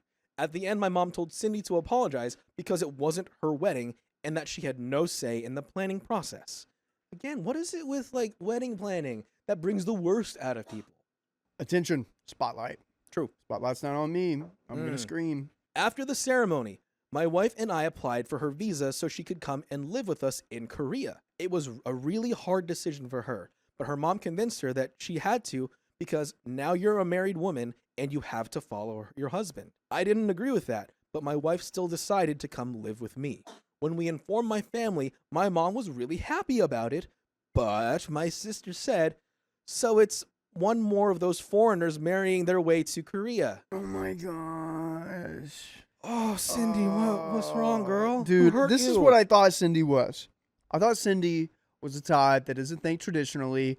I'm not going to be a doctor or a lawyer because my parents want me to. Right. And then she is the accepting one for Maya, and then the parents weren't. Yeah. That's not the case at all. I really don't understand where Cindy's coming from. I'm trying to see Someone hurt her. someone hurt, but like Someone hurt her really bad, and she hasn't been able to let it go. she like didn't do the traditional thing, but she's still She's still thinking stuck in in the this. traditional mindset. It's weird. So it's like she doesn't want the traditional thing for herself, but is expecting other people to follow that because it's what makes her Okay. comfortable. It's her comfort, Yikes. and no one else's. Yeah. This is weird. This is super weird. Yikes. Maya simply ignored her first, but Cindy wouldn't drop it, so she told her to go back to beg for her shut up ring. Interesting. My sister was at the time with her boyfriend Noah, 37 male, for 7 years on and off. She wanted to marry Noah, but he made it clear it wasn't his priority. Oh. She pressured him, and he finally gave in, and they got married. My sister was studying to be a doctor. She completed her education, but when she married Noah, she didn't try to find a job nor unhopped in the stay-at-home wife role. Fast forward to now. Maya and I have a son, I hope I'm pronouncing this correctly, Buell, Buell. who's soon gonna be 2. All right. Maya was working in something commercial, but once she gave birth, she decided to stay at home for a bit. She's now 5 months pregnant with our second baby. Cindy, however, recently got divorced after Noah had an affair with his secretary, leaving her with almost nothing after the divorce. He threw her out of the house, and since she wasn't working and Noah wasn't leaving her access to their account, she only got a small amount of money out of the divorce, but not enough to live with. Oh man, if only you could, have a stable job to rely on. Right? It's like, wow. man, if only you had a set of skills that's highly sought after and could possibly provide you a very well provided life doing something that's meaningful and helpful to society in general, during which you'd be seen as a positive force for the community and for your country and would be looked at and respected. Man, if only you were to do something like that. Oh man, it just seems so hard if you've like gone to medical school, you know? Yeah. But And earlier I was not doing forced labor. I'm just saying it was silly that she went to school and didn't become a doctor because she just thought it would be easier to be a stay-at-home wife. Casey Roberts pointed me out there. I just want to clear that up real quick. she asked me and my wife if she could stay with us for a bit. I originally wanted to refuse, but Maya said that my sister needed help and that she was in a dark place, so we had to be nicer and more supportive regarding her situation. So we welcomed her, and she's been living with us for 6 months now. Oh, no. Ever since she's been living with us, it's been a nightmare. Oh, gosh. She's criticizing everything. My wife isn't cooking enough. Buell is too much glued to his mama. He's a mama's boy. What can I do about that? Nothing. He probably gets it from me. He's also, what, 2? 2. He's 2. He's a 2. kid. That's what babies do. He can't go off and work in the fields. Yeah. We don't do that anymore. We don't speak Korean enough to him.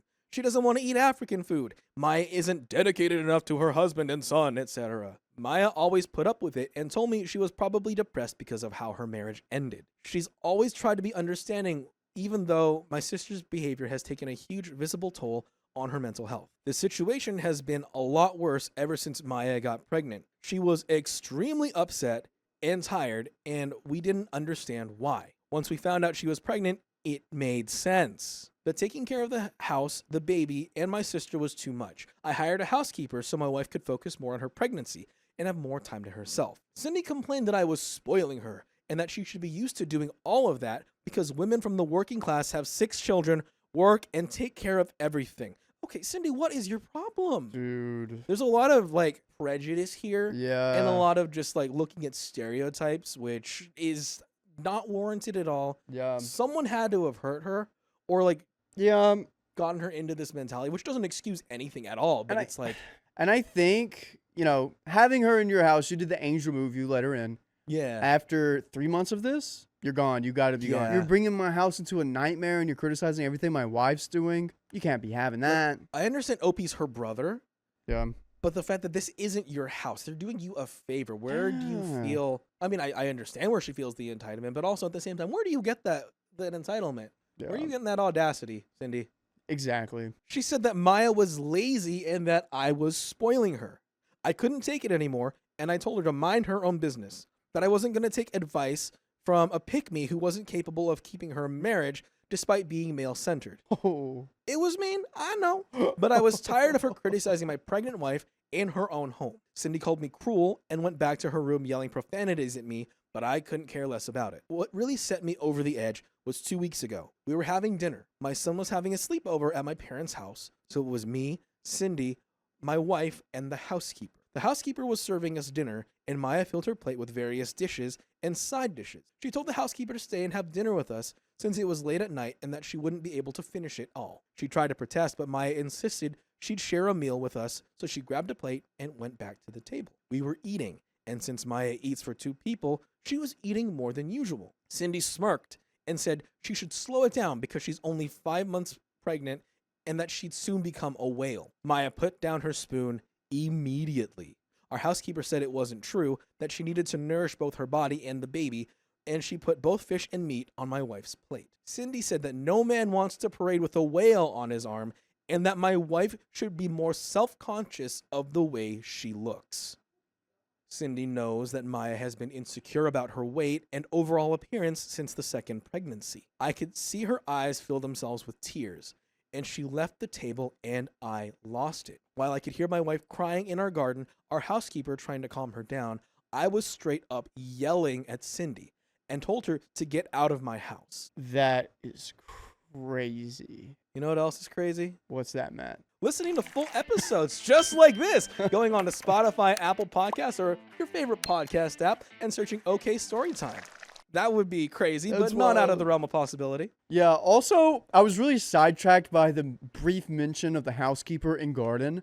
Mhm. Where do you live? They are well off right Not- now. Not Holy necessarily. Because in Asia, at least in the Philippines, from what I know, labor is cheap. Okay. It's more cheap than like material things. So instead of like doing it yourself, it's sometimes more like economical cow. or like affordable at least to have a housekeeper or to it. have hired help because it's Okay. it could be a situation where they are well off. Like Yeah. you've seen Parasite, they're well off. They have housekeepers. Yeah. Like even like my family in the Philippines who's like I think maybe middle class, like they have hired help just because it's easier for them to divide the housework and then go to work or Oh, wow. things like that. Okay. It's okay. not out of the realm of possibility. Okay, that makes sense. For months, she has been insulting my wife in her own house, and because Maya is nice, she put up with it. But I wasn't going to let it slide this time. I told her that it was one thing to let her blank of her husband cheat on her, and that she was left with nothing. But my wife didn't have to baby her. She needed to leave my house now, or I was going to call the cops to get her out of my house. Cindy tried to cry and tell me she had nowhere else to go, but I wasn't having it. She left the house and went to stay at my parents' house. You had somewhere to go. There you go. Maya feels terrible and thinks that the situation is her fault because family members have been nonstop messaging both of us. Her for breaking our family apart, and me for choosing my wife over my sister, who's in a difficult situation. Well, oh, Am I the booty hole? No. I was bad mouthing my stepsister, and she unfortunately heard it. Not only are you a bad mouth, you're a loud mouth. For context, I'm male 44 and will be having my birthday in a few days. My father, male 66, has been ill with cancer and is married to his wife, female 50s. I have a real sister, female 22 from my dad, and my mother, 66 female. And for what it's worth, we operate as one family. My mother and my dad's wife are like sisters. Weird, but it works. By the way, this comes from Captain's Log Talks Back, and if you want to submit your own stories, go to the r/OK Storytime subreddit. And I'm Angie, I'm Dakota. I'm Keon. and we're here to give good advice, goofily, but we don't have all the answers. We're just gonna guess what we would do in this situation, but let us know what you would do in the comments.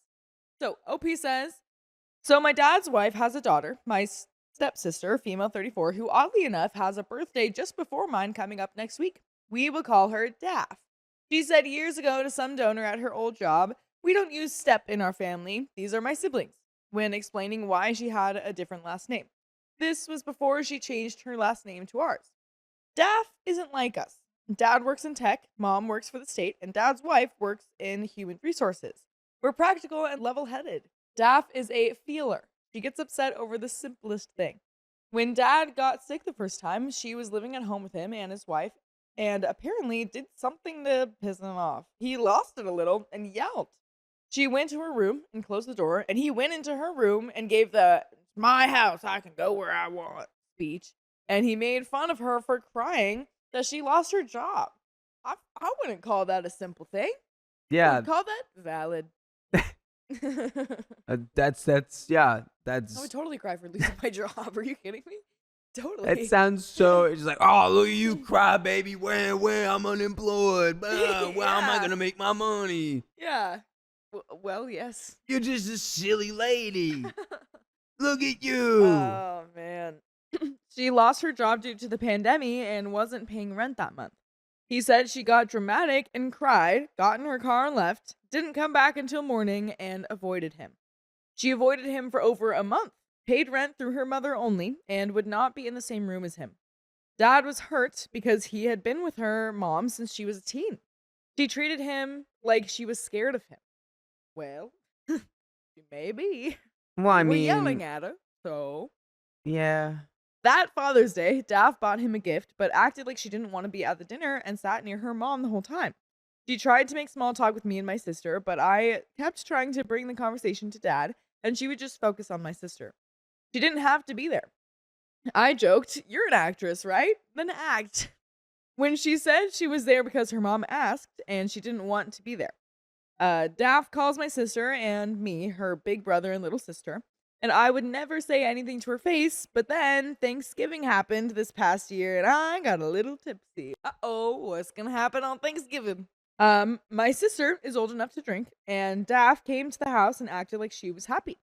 She and I used to watch Star Trek and drink a lot together on holiday nights whenever we stayed over at my dad's, and she asked to renew the tradition with my sister. My sister was excited, so I agreed. We drank, and Daff eventually got tired and said goodnight, so it was just me and my sister. I was relieved and changed the show to something that I actually wanted to watch. Sis complained as it's tradition to watch Star Trek. I told her it was something Daff and I did because I mentioned liking sci-fi forever ago when Dad was dating his wife, and Daff suggested it, and wanted to make it some dumb tradition, but I never actually said I wanted to. Dang. Tell us how you really feel. Dang. That's the peril of lying about stuff. I said I wanted to, I just agreed because she was sensitive. My sister said she wanted to keep the tradition as a sibling tradition, and I said Daff is not a real sibling and kind of laughed like, girl, come on. You know, she's Dad's wife's kid. She's a screw up, but Mom would unalive us if we didn't try, or something like that. Yeah, that's pretty rough. I'm guessing Daff overheard. Uh-oh. I know it sounds mean. I kind of rambled about it because of the rum, and I noticed that my sister's face was still, and realized it. Daff was right behind me, isn't she? She's like totally right behind me, isn't she? I turned, but Daff had already left to go back to the guest rooms. I felt bad. I eventually tried to knock on the door, but she just cried loudly, and I got frustrated and went to bed thinking that she would be fine in the morning. That was months ago, and Daff apparently hasn't been communicating with anyone in the family, including her mom. She didn't come to Christmas or Kwanzaa or the Super Bowl, which sucked because my parents are vegan and she's the only one who cooks vegan, so Mom asked me to try it. I reached out to her to ask. Actually, you kind of suck for that. Yeah. You literally just went, yeah, and it sucked because no one's seen her, and also I had to cook the vegan food for Thanksgiving. Right. It's like, let's maybe shift our focus. Yeah. Yeah. Like I don't really know if I would call that overly sensitive. You said some pretty harsh things about her when you thought she wasn't around. Yeah, I will say though, like, you know, you're allowed to be sensitive and you're allowed to feel things, but if your Yeah. reaction to stuff is to just completely like Yeah. like fall off the face of the earth, it's like that's not really a Yeah. manageable life decision, Sure. because there's always going to be times where like your feelings are going to get hurt Right. at some Yeah. point, I agree. and you can't. You The gotta- solution can't always just be I'm going to run away from Right. You gotta find a different coping mechanism Yeah. for sure. I reached out to her to ask about her recipes, trying to start a conversation over text, but Daff didn't respond. But apparently, when my sister asked Daff what she wanted for her birthday the other day, Daff responded and chatted with her. I texted her yesterday about my birthday party at Dad's, and she still hasn't responded. I complained to my sister again yesterday evening, and she blew up at me. My sister has a blind side when it comes to Daff. Oh my god, I think you might. They are closer in age, and Daff watched my sister sometimes when sis was 4-ish, 5-ish. So my sister thinks I'm the a-hole. But am I? I mean, it was a convo between me and her, and I was wasted. I care about Daff, but she's just a feeler, artsy-fartsy, works in the arts. I feel like we can just move past this, but she still has been radio silent. Both our birthdays are coming up. Am I the a-hole? And we do have an edit. But what do you think, Dakota? Is OP the a-hole? I mean, yeah, Yeah. but it's not like you said that we're trying to say that to her face. Well, that that's would like really make you. I think it was Sure, but unfortunate, I feel like but that's then a your silver lining. reaction to it is what made you Yeah. more of an a-hole. Got it. I'm an a-hole. I can accept that. I will reach out to Daff and try to not be an a-hole. I'm working on the wording, but I see that maybe there was more that she was going through that she never told me about. I love my sister, Daff, and shouldn't have scrutinized our relationship so clinically, and I was wrong to say unkind things. It will take me some time tonight to figure out the words to tell her that I'm sorry, and I love her, and I want to rebuild a better relationship with her. Thanks for all who were kind, even those who were direct but not cruel to my family. Hopefully, Daff will forgive me and come back to us. And we do have an update. Thank you for your help crafting this text. I sent her this text. Hey, Daff, I'm really, truly sorry. I'm thinking endlessly about the last words we really heard from each other. I'm realizing they are very different. The last thing you said to me was good night. I love you. Those are the last words I heard you say to or about me. That should have been what you heard back. It was beyond cruel of me to say what I said. I won't try to excuse any of it. It was wrong no matter how I meant it. I am reading I hurt you. Horribly. You're not a screw-up. You're a human. And heck, far kinder than me. The truth is, I was a wiener. And the truth also is, I love you. And I know that may not be something you believe right now. Honestly, you don't owe me anything after what I said. I miss you, and I really hope you're okay. I miss you with us. I want to drop off your gift for your birthday, and I can just drop it on your porch. We don't have to talk until you're ready, and I understand if that's not for a long while. I should have never belittled you or dismissed your feelings. You deserve better from your big brother. You deserve better from me in a lot of ways. I will try to be better. If you are open to chatting and helping me figure out the best way to do that, I would really appreciate it. I want to do better, but I know it's not your responsibility. I will work to be better regardless. Please reach out when you're ready. I would like to apologize in person if you're okay with that. Love you. And there is a second update. That was Okay. beautiful. Good job. Yeah. You That's a start. took complete responsibility, didn't try to excuse it at all. And I like that he acknowledged the last words that she said to him Yeah. last time they talked. I think that's probably something that she thought about. So that's really, really smart. Really smart. Good job. We're making headway. Oh, yeah. So on to update number 2. She texted me back early this morning, and we talked a bit. She will also call me on her way into work. Things are looking up. Thanks again to the kind people who helped. And update number 3. I'm just going to roll right into it. Let's go. Hi, I'm the a-hole stepbrother who was a wiener to my sister. I got justifiably roasted on my last post, and some of you were kind enough to message me to point out how problematic my words and behavior has been.